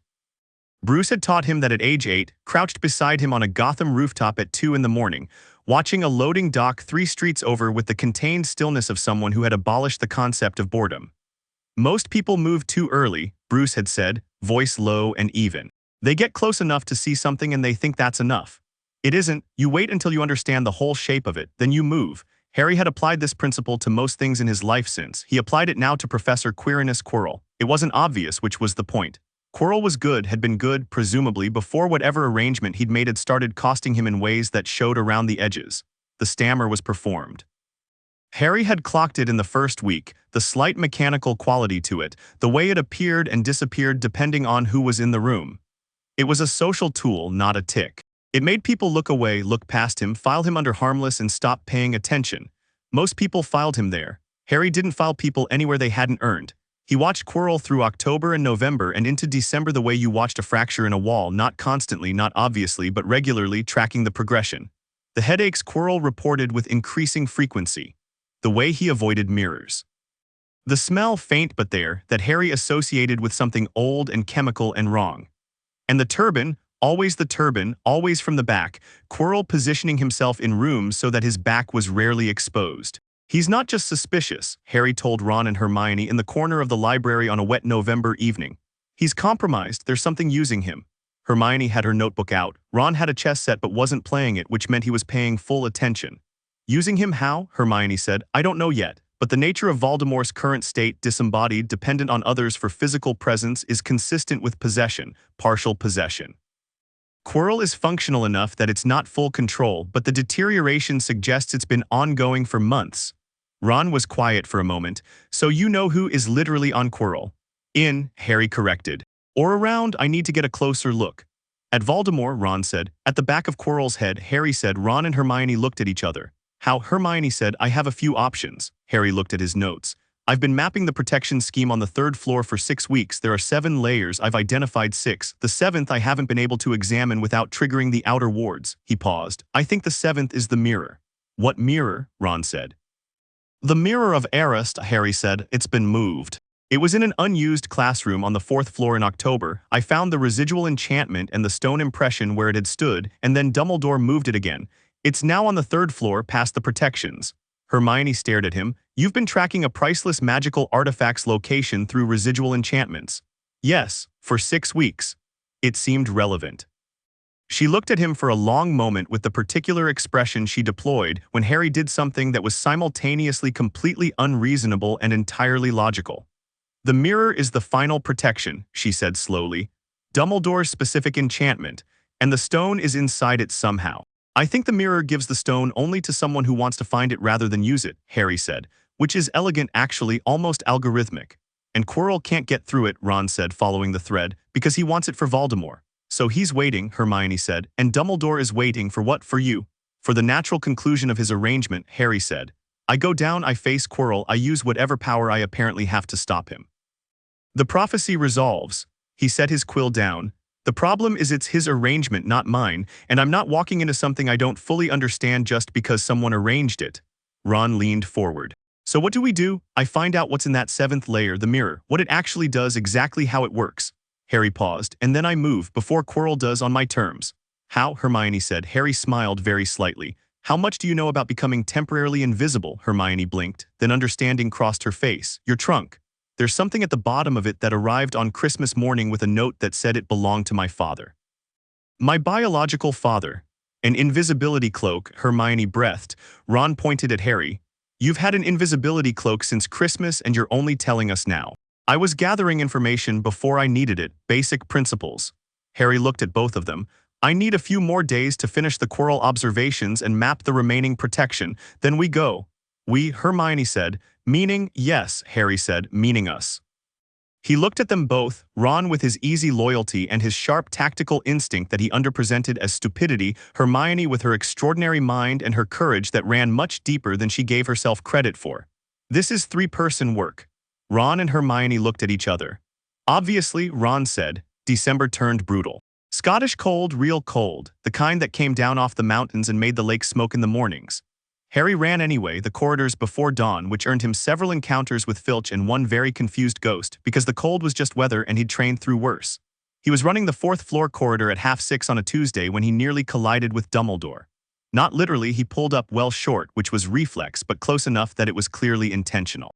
Dumbledore was standing at the corridor junction with his hands folded and his expression of benign attention fully deployed, which Harry recognized as the same kind of management Bruce used when he wanted a conversation to look spontaneous.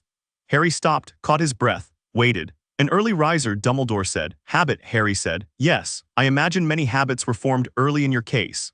Dumbledore looked at him with those sharp eyes above the benign expression. "How are you finding Hogwarts, Harry?" "Excellent," Harry said. "The library is better than I expected. The curriculum is more conservative than it could be, but the fundamentals are solid. And the students." "Your friends, good people," Harry said, genuine. "You've settled in remarkably well." A pause that was doing something. "I had expected that a young man with your history might find our world somewhat overwhelming." "Why?" Harry said. Dumbledore's eyes sharpened slightly. "You were raised outside of it." "I was raised by someone who researched it thoroughly and prepared me for it," Harry said. "I've been expecting Hogwarts since I was 7. It's not overwhelming, it's interesting." Dumbledore looked at him for a moment. "Your father is a thorough man." "Yes, I'd very much like to meet him." "He's coming for the start of term," Harry said, and watched the small calibration that happened behind Dumbledore's expression. "End of next term, I mean, he'll be in contact before then." "I look forward to it," Dumbledore smiled. "Harry, I want you to know that my door is always open. If there are things you'd like to understand about your past, about your parents, about the world you've entered, I appreciate that," Harry said. "When I have questions I can't answer myself, I'll use it." The politeness was complete and genuine. It was also, Harry knew and Dumbledore knew he knew, a very careful position, not hostility, not surrender. "Come to you when I choose to, not when you've arranged for me to need to." Dumbledore looked at him for one long moment with those old, brilliant, slightly sad eyes.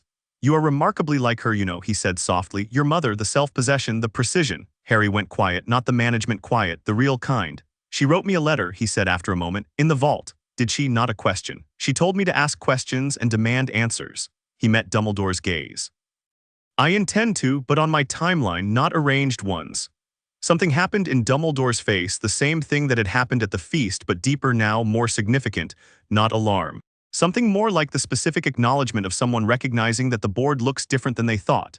"Good night, Harry," Dumbledore said. "Good night, Professor," Harry said, and continued his run. The third-floor corridor was quiet at midnight on a Thursday in the last week of January. Harry went first, the invisibility cloak over himself and the holly wand drawn and ready in its holster, reachable in under a second, which had been the design specification. Behind him, under the cloak's edge, he could feel Ron's presence and Hermione's, the three of them moving in the specific coordinated closeness that the cloak required. They'd gone over it 4 times. Everyone knew their role. The door was warded with a basic locking charm that the cloak didn't affect but that Harry dissolved with a quiet word, the same way he'd been quietly dissolving the peripheral wards for 2 weeks, one at a time, mapping the responses, understanding the architecture. Don't force it, understand it first. The door opened. The dog on the other side was enormous and 3-headed, and Harry had researched Cerberus-type constructs for 2 weeks. And so when he saw the harp in the corner with its strings moving slightly, someone had been here recently, he understood the mechanism immediately, and he reached out and touched the strings with one hand and the dog's middle head followed the motion like a compass needle finding north, and then all 3 heads swayed and then it was asleep. Hermione exhaled very quietly. Music, Ron breathed. Sensory anchoring, Harry said. Its attention system prioritizes specific auditory stimuli. We have about 10 minutes. The trapdoor was obvious once you found it. Harry opened it, looked down at the drop, dropped without hesitating, landed clean, rolled up. The devil's snare came for him in the dark below and he called light, Lumos quiet, the wand tip flaring white bright and the plant recoiled. Ron dropped, Hermione dropped. They moved through the plant and into the next chamber. It went like that.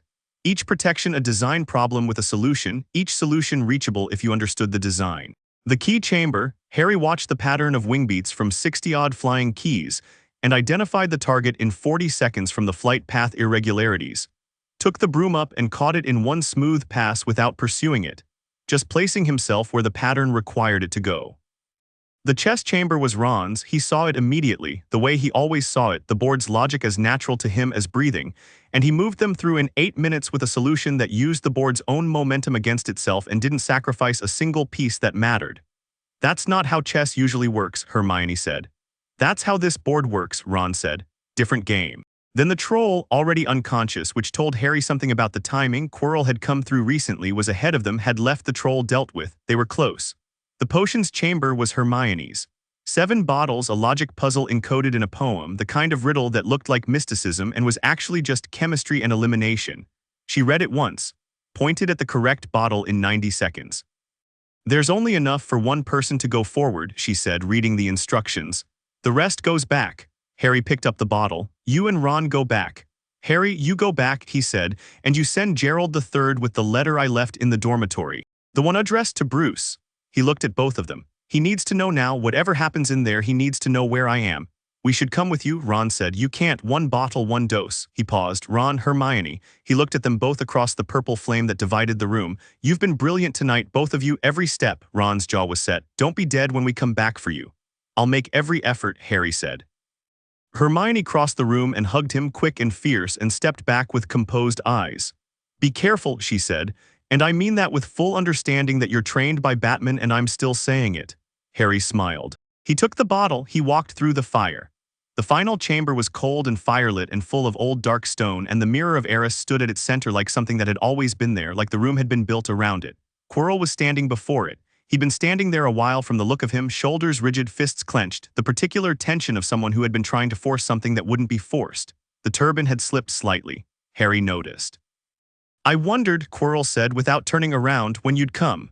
Harry walked into the room. His wand was in his hand, held low and easy.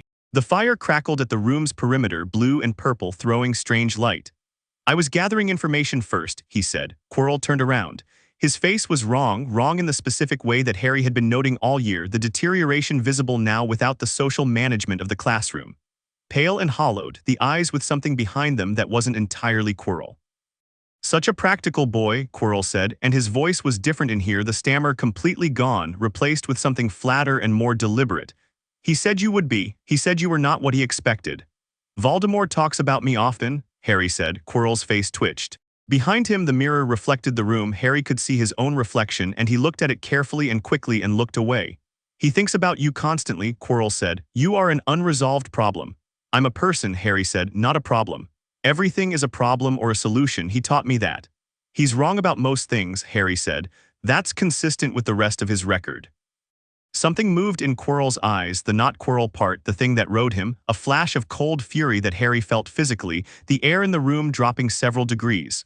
The stone, boy, I can see from your face that you know where it is. The mirror. The mirror shows you what you want most, Harry said. You want the stone to give to Voldemort. The mirror won't give it to you because you want to use it. And yet you didn't come down here for it, Quirrell said slowly, tilting his head. You came down here for something else. Information, Harry said, the same reason I do most things. What information? I want to know what he actually is now. Without the body, without the power, what's left? Quirrell stared at him. Then he said, show him, and the turban unwound. Harry looked at the face on the back of Quirrell's head. It was not what he expected, which was notable because he had expected quite a bit. The thing that looked at him was ancient and diminished and full of a cold, terrible hunger, but it was small, not metaphorically. The actual presence of it was compressed and leaking like something that had once been enormous and now fit in a very confined space and hated every moment of it. Harry Potter, said Voldemort. Tom Riddle, Harry said, the eyes blazed. You will not call me, it's your name, Harry said pleasantly. The one you chose to abandon because you thought abandoning it made you something else. He tilted his head, mirror matching the gesture Quirrell had used. How's that working out? The room went very cold. You're not afraid, Voldemort said, and there was something in it, not admiration, not surprise, something more fundamental, an attempt to understand a thing that didn't fit the model. No, Harry said, you should be. Why you're sharing a skull with a defense against the dark arts teacher, you can't touch anything directly, you have no wand, no body, no power base. Harry kept his voice level, matter of fact. You're dangerous the way a trapped fire is dangerous, real, genuine, don't be careless around it. But trapped. Voldemort looked at him through Quirrell's eyes with the ancient, patient cold of something that had survived by outlasting everything it encountered. Give me the stone and I will give you your parents back. Harry went still, not the performance still, the managed still, the real kind where something was absorbing impact. My parents are dead, he said after a moment. There are ways with the stone, with the elixir, there are ways to reverse. No, Harry said, and his voice was absolutely flat. There aren't, don't. You know nothing of what I know exactly what you're doing, Harry said. I know it because I've been trained by someone who spent 20 years using grief as fuel and nearly destroyed himself doing it. You're looking for the lever.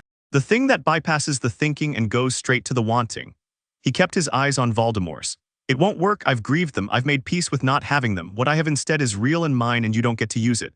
Voldemort was quiet. Queerness, he said in a different tone, low and final. Take the stone from the mirror. Quirrell lunged for the mirror. Harry moved before the lunge completed. Not with the wand was still in his left hand, he didn't raise it. He moved physically, because 7 years of training said that the first second of someone's movement was the second when they were most committed to a direction and least capable of adjusting, and he crossed the room in that first second and put himself between Quirrell and the mirror. Quirrell grabbed his arm. What happened next was not what either of them intended. The contact was like grabbing a live current. Harry felt it. A deep burn that wasn't pain exactly, more like intensity. Something rushing through him from whatever protected him, whatever his mother's magic had left behind in his blood and his skin and the specific composition of what he was. Quirrell's hands blistered where they touched him. Quirrell screamed and released him and grabbed him again, because Voldemort was driving him and Voldemort didn't process pain as a stop condition. Harry braced himself and grabbed back both hands and held on with the grip he'd been building since he was 5 years old in the East Garden of Wayne Manor learning how to fall. The effect was not subtle. Quirrell's hands went from blistering to burning in the space of a few seconds, and Harry could feel the heat of it, could feel the wrongness in the contact, the presence of Voldemort screaming through Quirrell's skin, but he had a grip and he kept it because the principle was the same as it always was. You don't let go when it gets uncomfortable. You let go when the job is done. He heard Voldemort's voice, not through Quirrell's mouth, through something else, through the air itself. Leave him, let go of the boy, and Quirrell's body was shuddering. The magic tearing itself apart at the interface between whatever Voldemort was and whatever Harry was, and Harry was thinking clearly and fast about where Hermione and Ron were, whether they'd sent the letter, whether the teachers would come if he needed them to. Whether the mirror was doing what he thought it was doing while he kept Quirrell busy here. He turned his head. The stone was in his pocket. He didn't remember moving for it. He didn't remember looking at the mirror. But his hand had found it, or it had found his hand, and it was there, small, warm, solid, because the mirror's enchantment had worked exactly as he'd theorized. And he'd moved for it without consciously wanting it, moved for it only to find it and understand it, not to use it. He let go of Quirrell. Quirrell fell. Harry stood in the firelit room with the Philosopher's Stone in his hand and Quirrell on the stone floor in Voldemort's presence, leaving the room like smoke leaving through cracks in the masonry, not gone, not destroyed, dispersed, diminished, the trapped fire finding another escape route. He looked at the stone. Small, red, warm in his palm. He set it carefully on the edge of the mirror frame because it wasn't his and it wasn't Voldemort's, and the question of what it was, and who it belonged to was one for Nicholas Flamel to weigh in on, not an 11-year-old in a castle basement. Then he sat down on the stone floor and let himself breathe for a moment, which he'd been not doing for approximately the last 4 minutes. Quirrell was unconscious. Breathing, irregular but breathing. Harry checked his pulse present and moved him into a recovery position because that was what you did. He sat back down. The fire at the chamber's perimeter crackled and breathed. Gerald III appeared through the ceiling somehow. Harry genuinely did not know how the owl managed things like this and had given up asking, and landed beside him with a letter in its beak and an expression of pointed reproach. Harry took the letter. Bruce's handwriting, tight and angular, 3 lines. I'm on my way. Touch nothing you don't need to. Don't move until someone you trust arrives. BPS, I told you Gerald III was a problem. Harry sat in the stone chamber with the fire and the unconscious professor and Voldemort's retreating echo in the cold air. And he read the postscript twice, and he laughed. It was rusty and surprised and absolutely genuine, and it filled the chamber and bounced off the stone, and the mirror reflected it, and the stone on the mirror's frame caught the light. He was still sitting there when Dumbledore came through the fire. Dumbledore stood in the doorway and looked at the chamber, Quirrell on the floor, the stone on the mirror, Harry sitting beside it with an owl on his shoulder and a letter in his hand, and the expression on his face was one Harry had never seen before on the headmaster's face. Not the management expression, not the benign attention or the calibrating assessment. Something nakedly, genuinely surprised. Crossed the chamber and looked at Quirrell.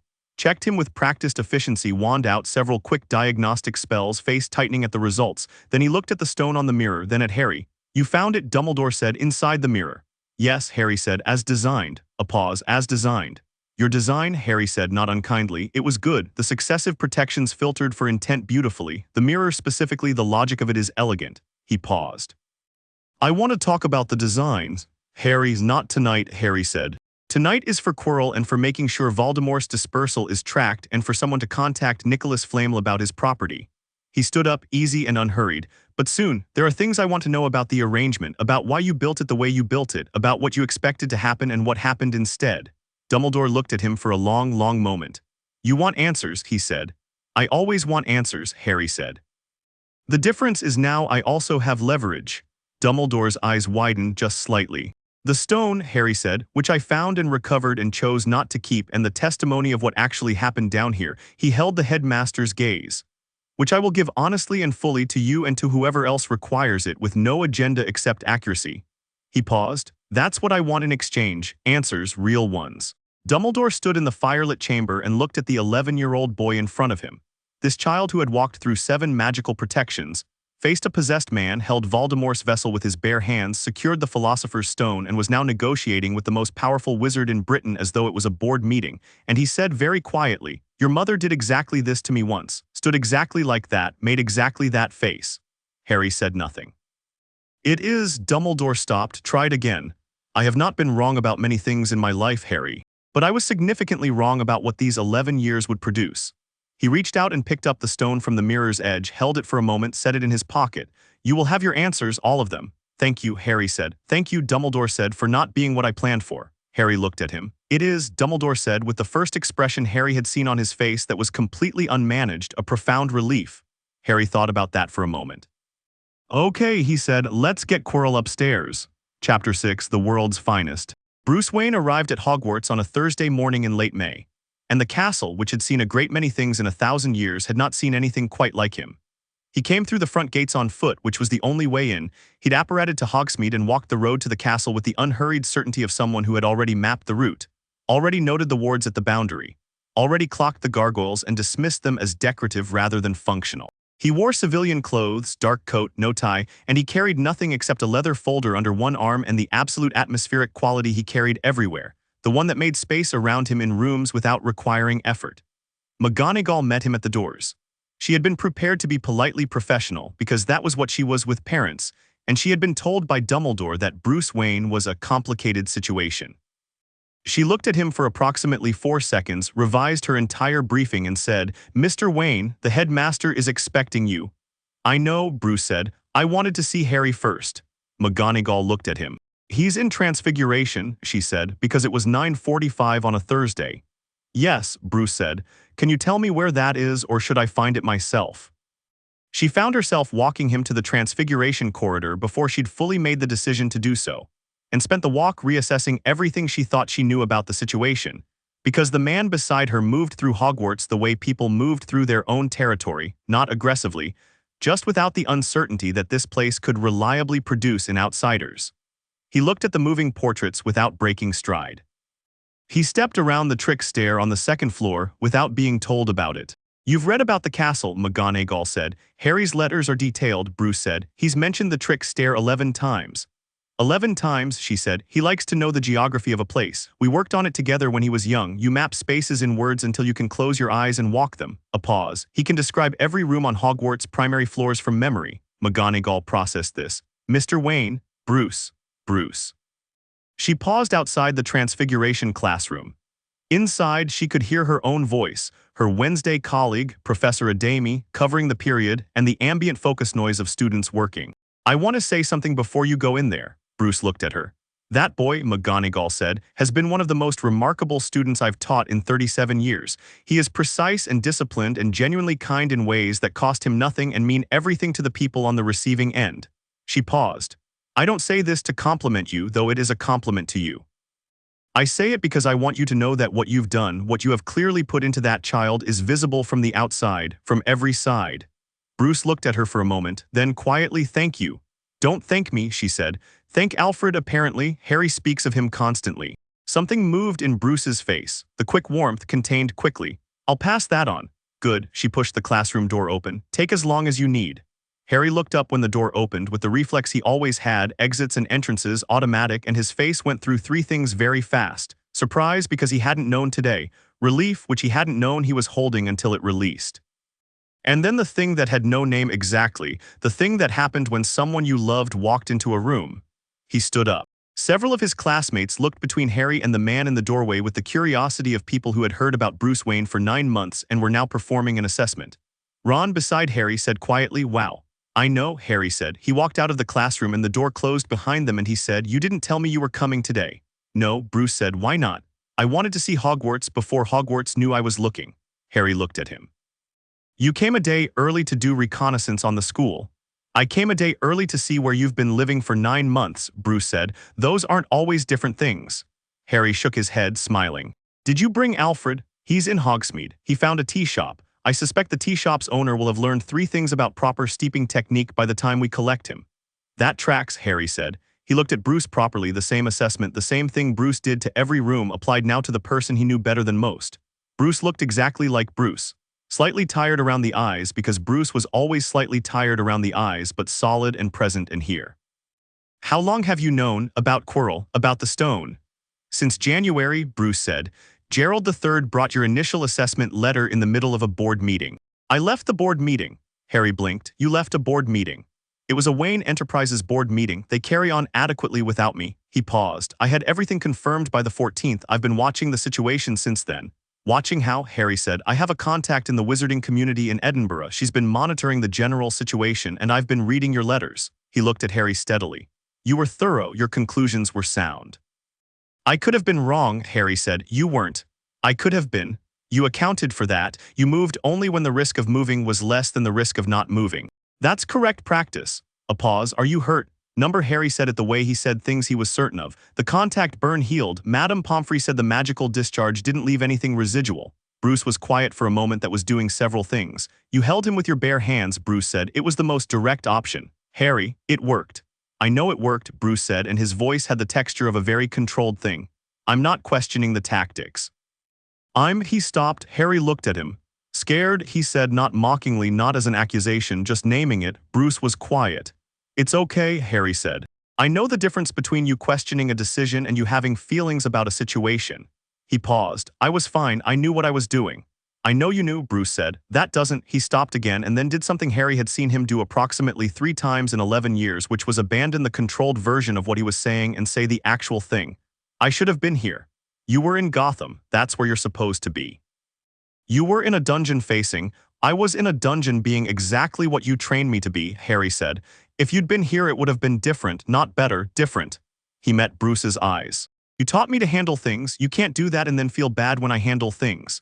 The corridor was quiet. Somewhere above them a staircase relocated. Bruce let out a breath. "Fair," he said, and it was. Harry bumped his shoulder, brief and deliberate. Bruce put a hand on the back of his head for a moment, quick and firm, and then they were walking down the corridor side by side and the moment settled into the past where it belonged. Dumbledore, Harry said. This afternoon, Bruce said. He's going to try to manage it, the meeting. He can try, Bruce said. Harry smiled.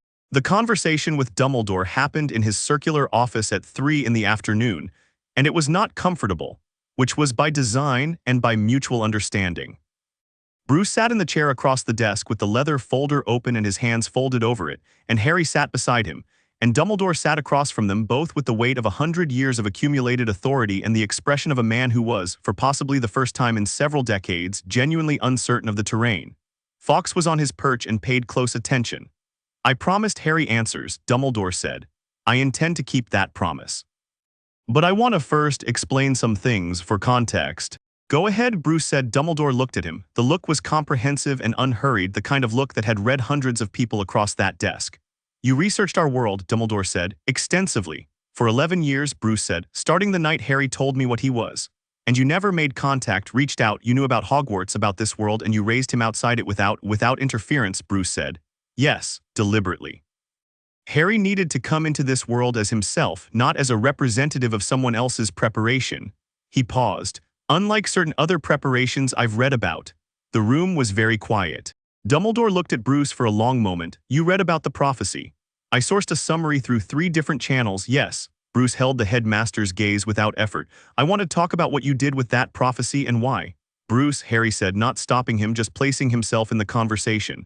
It's all right, Dumbledore said, surprisingly. He set his hands flat on the desk. Your father is correct to ask. And I should, he paused, and something in the pause was genuine, the kind of pause that costs something. I should begin by saying that what I built here, the protections, the placement of the stone, the expectation of what this year would produce, was built around a boy I had never met, a boy I had imagined based on circumstances. The boy you arranged, Harry said. Yes, Dumbledore said, a boy who arrived ignorant of his nature and of Voldemort's, who would need guidance into understanding, who would face the stone's guardian through bravery and love, and he stopped himself. I built a trial suited to someone who needed to find those qualities. You arrived already having them. Not just having them, Harry said, understanding them, what they are and aren't. Yes, Dumbledore said again. The stone, Bruce said, the protection scheme, you specifically designed the final layer to require someone who wanted to find the stone without using it. He opened the leather folder. That's not a protection that develops naturally, you built it for Harry. I built it expecting Harry, Dumbledore said carefully. For your version of Harry, Bruce said, 11 years old, first exposure to magic, no preparation. He let the implication sit. Dumbledore looked at the folder. What is that? Documentation, Bruce said, of what Harry's medical history actually looked like in the period before my guardianship was established. What the Surrey Social Services file actually contained without redaction. What Vernon Dursley was charged with, convicted of, and sentenced to. He paused. And documentation of the blood ward enchantment placed on the Dursley home, which, given that it required Harry to live there willingly, and given that Harry was placed there without consent at age 15 months, I have some specific questions about. The office was very still. Fawkes shifted on his perch. Dumbledore looked at the folder for a long moment, then he looked at Harry. You knew about the blood wards, he said, not a question. Bruce found the enchantment trace when he did his initial research, Harry said. Yes. The wards were designed to protect you. They required me to live in a specific house with people who, Harry paused, not from emotion but from precision, choosing the words that were accurate. I understand what you were trying to do. I don't think you intended what happened. He met Dumbledore's gaze, but intention and result aren't the same thing, and I want to know that you understand that. Dumbledore looked at him. The old face with its long history and its absolute intelligence and its genuine care and its enormous capacity for choosing the shape of a thing over the reality of it. And for once, all the management was gone. What remained looked tired and honest and sad. I understand it, Dumbledore said. I have understood it for some years, since before the Dursleys were investigated. A pause. The wards broke when Vernon drove away from Gotham. I felt it. I looked into what had happened. Another pause. I found that you were alive and somewhere in Gotham and in the care of someone I couldn't determine who. The mundane world was opaque to me, and I told myself it was fine, that the wards could be reestablished, that you would come to me eventually. He stopped. That was a choice made for my convenience. The word landed cleanly. Yes, Harry said. I am sorry for it, Dumbledore said, not as preamble to a justification, simply sorry. Harry looked at him for a moment. Bruce, beside him, was still.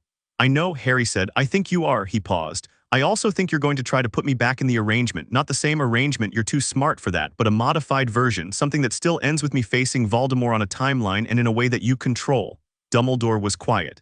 "There's a prophecy," Harry continued, "and it says something about power he knows not. And you know what that power is, or you think you do, and you've been moving pieces around it for 20 years. He folded his hands. "I want to know what you know, all of it, the prophecy, the Horcruxes." Dumbledore went very still. "Yes," Harry said, "I know about the Horcruxes." Bruce opened the leather folder to a specific page and turned it to face Dumbledore. It was a research document, dense and specific, sourced through supernatural scholarship that had nothing to do with the wizarding world's specific vocabulary but had arrived at the same conclusions from different directions. "You knew," Dumbledore said. "I suspected," Harry said, "confirmed by what I found in Quirrell's chamber. The nature of Voldemort's current state, dispersal without destruction, the ability to survive without a body, isn't possible unless death has been cheated structurally." He paused. "Soul division. Objects used as anchors, that's the mechanism." Dumbledore looked at the document, looked at Bruce, looked at Harry, and then he did something that surprised them both. He stood, walked to the window that looked over the grounds and stood there for a moment with his back to them. "You are," he said to the window, "considerably more prepared for this conversation than I intended you to be for several more years."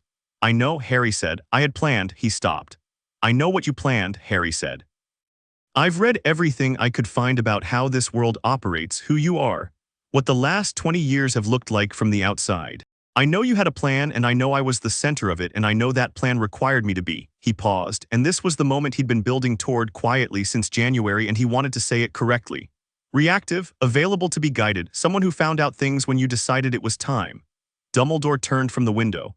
"I'm not that," Harry said, "not because I'm defiant and not because I don't trust you. I'm not that because I was raised by someone who taught me that the most dangerous position you can be in is one where you're moving in response to someone else's choices." He looked at Dumbledore steadily. "I'm not your weapon, and I'm not your ward, and I'm not your sacrifice. I'm going to finish this, whatever finishing it looks like, because it's the right thing and because it's mine to finish, but I'm going to do it with full information and on terms I've chosen." He paused. "So, tell me everything." The office was quiet for a long moment. Fawkes made a single, soft sound. Dumbledore came back to the desk and sat down. He opened his mouth, and he told Harry everything. It took 2 hours. All of it, the prophecy in full, the night in Godric's Hollow, reconstructed from every source available. The Horcruxes and how many there were, and where they might be and what destroying them would require. The role love had played in the original protection and what that meant about the magic Harry carried. And finally, the thing Dumbledore had known for years and had been carefully not saying, the thing about the scar, about what it might mean, about the possibility that Harry himself was part of the anchoring. That one landed differently than the rest. Harry sat with it for a moment, the fire in the grate, the spinning instruments on their shelves. Gerald III, who had found his way to Hogwarts by methods still unclear, asleep on the window ledge. "You think I'm a Horcrux," Harry said. "I think there is a possibility," Dumbledore said carefully, "a piece of his soul, in me. Unintentional, a consequence of the night your mother's protection rebounded the killing curse.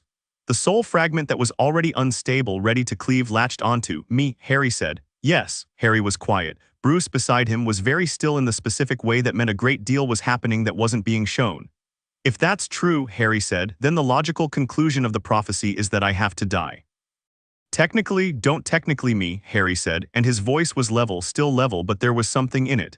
"Is that what the prophecy implies, that to destroy him I have to let him destroy that piece?" "In one interpretation, yes, or number." Dumbledore looked at him. "In the interpretation I believed most likely, yes." Harry nodded slowly once. He sat with that for a moment, and Bruce sat beside him and said nothing because there was nothing to say, and Harry had been taught that silence was sometimes the only honest response to a thing. "Okay," Harry said finally. "Harry," Bruce said. "I'm not saying okay to dying," Harry said. "I'm saying okay to knowing." He looked at Dumbledore. "There are 7 years before this comes to its conclusion. 7 years to find every Horcrux and destroy every piece and understand every mechanism." He paused. "And somewhere in that 7 years, if the soul fragment in me is real, we find a way to remove it that doesn't involve a killing curse, because you haven't explored that with the rigor it deserves." Dumbledore blinked. "The enchantment is, has anyone asked Nicholas Flamel?" Harry said. A pause. "He made the Philosopher's Stone," Harry said, "which is capable of providing indefinite life through the elixir. Which means he understands the mechanisms of life and soul and magical attachment at a level that nobody else on Earth currently understands." He looked at Dumbledore. "You're sending the stone back to him. When you do, ask him the question." Dumbledore stared at him. Write down the question if you need to, Harry said. I'll draft it. Bruce made a sound, not quite a laugh, something in the register adjacent to laughter that he'd learned from a 4-year-old boy who told him the big bat near the left stalactite looked like a Gerald. Dumbledore looked between them, then he said very precisely, I wrote to Nicholas Flamel yesterday. About the stone, Harry said. About the stone. And about a theory I've been developing regarding soul fragment extraction via targeted magical surgery. He paused. It is not a complete theory. But it exists, Harry said. It exists. Harry nodded. Good. He sat back. Then we work the problem, all of us, together. With full information going in both directions. He looked at Dumbledore. Deal. Dumbledore was quiet for a moment. Something had happened in his face over the course of the last 2 hours, a gradual settling like a building finding its foundations. He looked older and more honest and paradoxically more capable of being trusted. Deal, he said, and he extended his hand. Harry shook it. Bruce observed this. He looked at Dumbledore over Harry's shoulder with an expression that said, very clearly, if that agreement breaks, the next conversation will not be in this office and will not be polite. Dumbledore met his gaze with the even look of a man who understood the message and took it seriously. Good, Bruce's expression said. Dick arrived Saturday.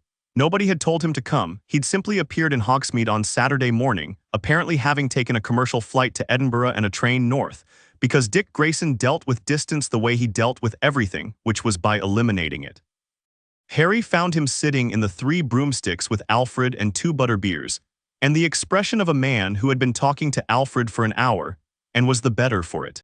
There he is, Dick said, opening his arms, and Harry crossed the pub and Dick stood, and the hug was the same as it always was, the same since he was 4 years old, brief and fierce and completely genuine. You flew commercially, Harry said. I like the pretzels, Dick said. Sit down, Alfred's been telling me about the tea shop on the high street. Apparently the owner now knows that steeping time is non-negotiable. He always finds someone to teach, Harry said, sitting down across from them both.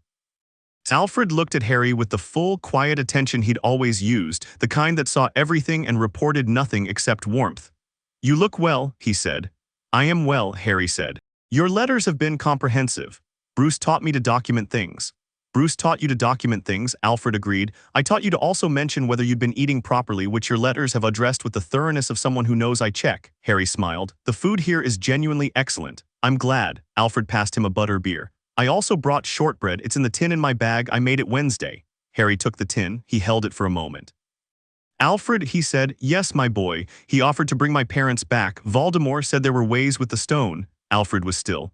I said no, Harry said. I knew it was a manipulation. I knew exactly what he was doing. He paused, but it took about half a second to work through that, and in that half second, he stopped. Alfred reached across the table and put his hand over Harry's. You wished it were real, Alfred said. Yes, that doesn't make you weak, Alfred said. It makes you a person, a very complete one. I know, Harry said. I want you to know it didn't work, not because I don't miss them. But because what I have is real, and real things outweigh imaginary ones. You taught me that. Dick, across the table, was looking at his butter beer with the expression of someone giving people privacy in a public setting.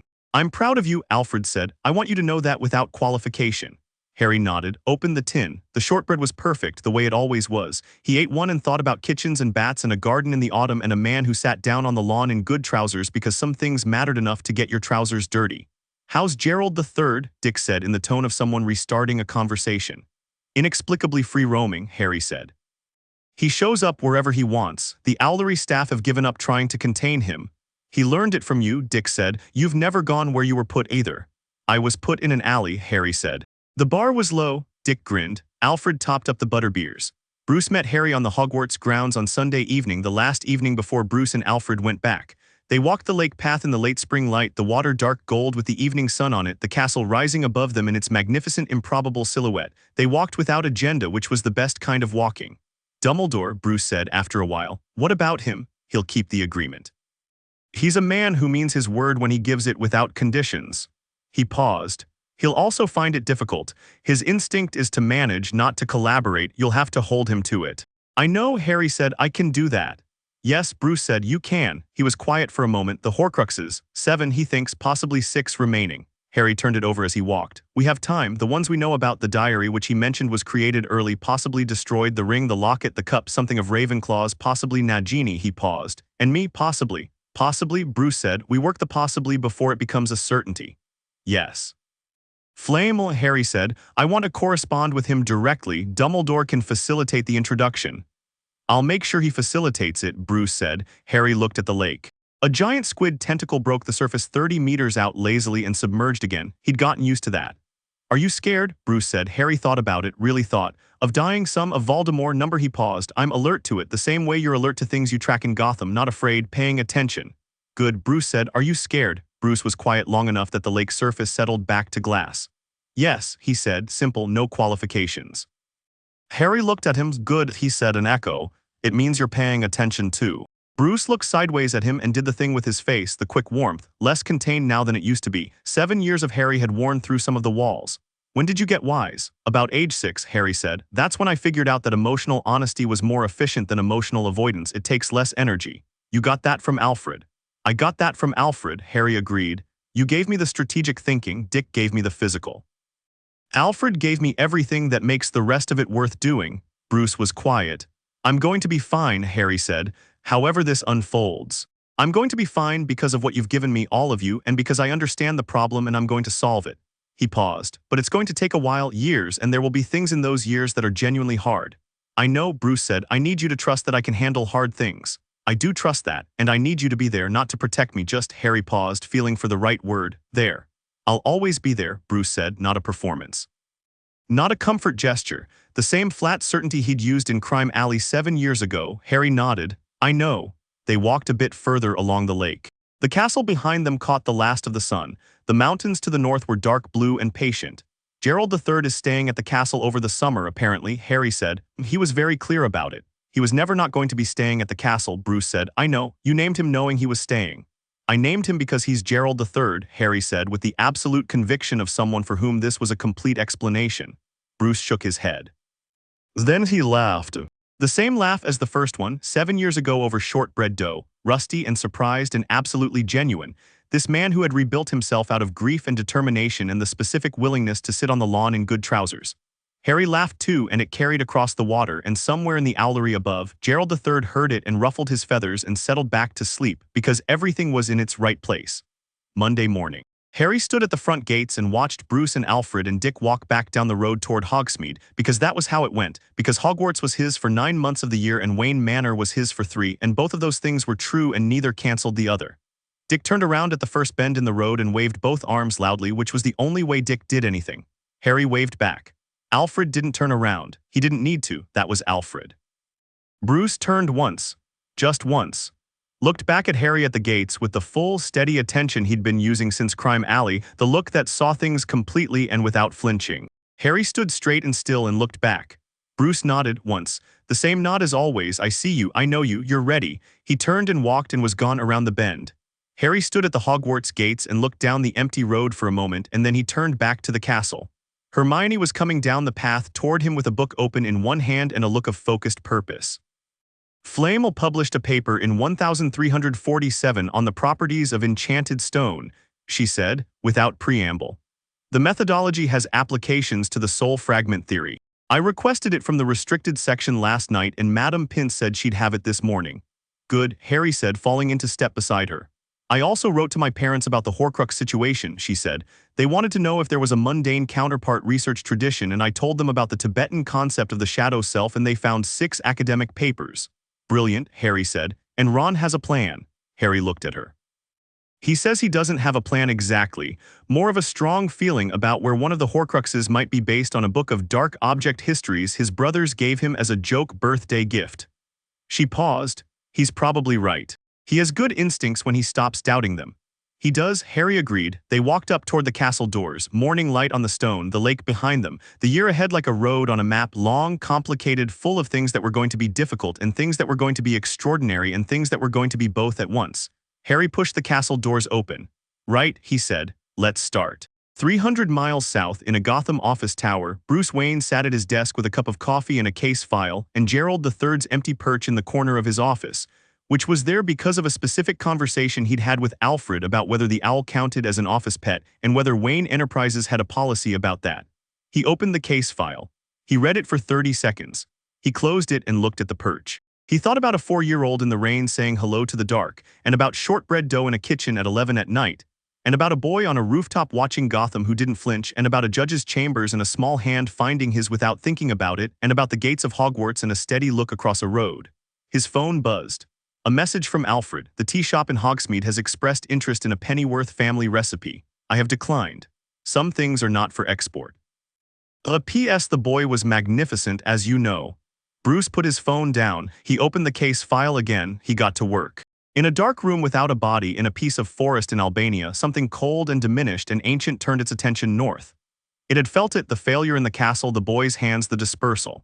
It had retreated, and it had survived because it always survived, because survival was the only thing it had been certain of for 50 years. It thought about the boy, not with fear. It didn't do fear. It did calculation. It did strategic assessment. It did the cold, patient arithmetic of something that had been defeated before and had returned before and would return again. Except, the arithmetic didn't resolve cleanly. The boy didn't fit the variables the way he was supposed to. He hadn't come down the dungeon corridor looking for an adventure.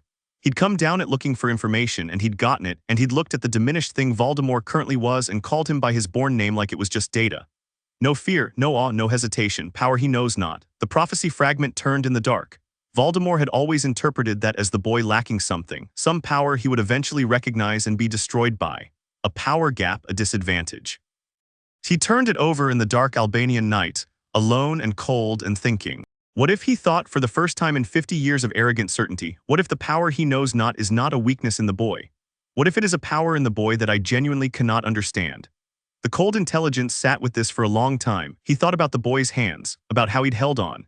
He thought about the voice in the dungeon, level, patient, precise, talking to him like he was a problem being solved rather than a force being survived.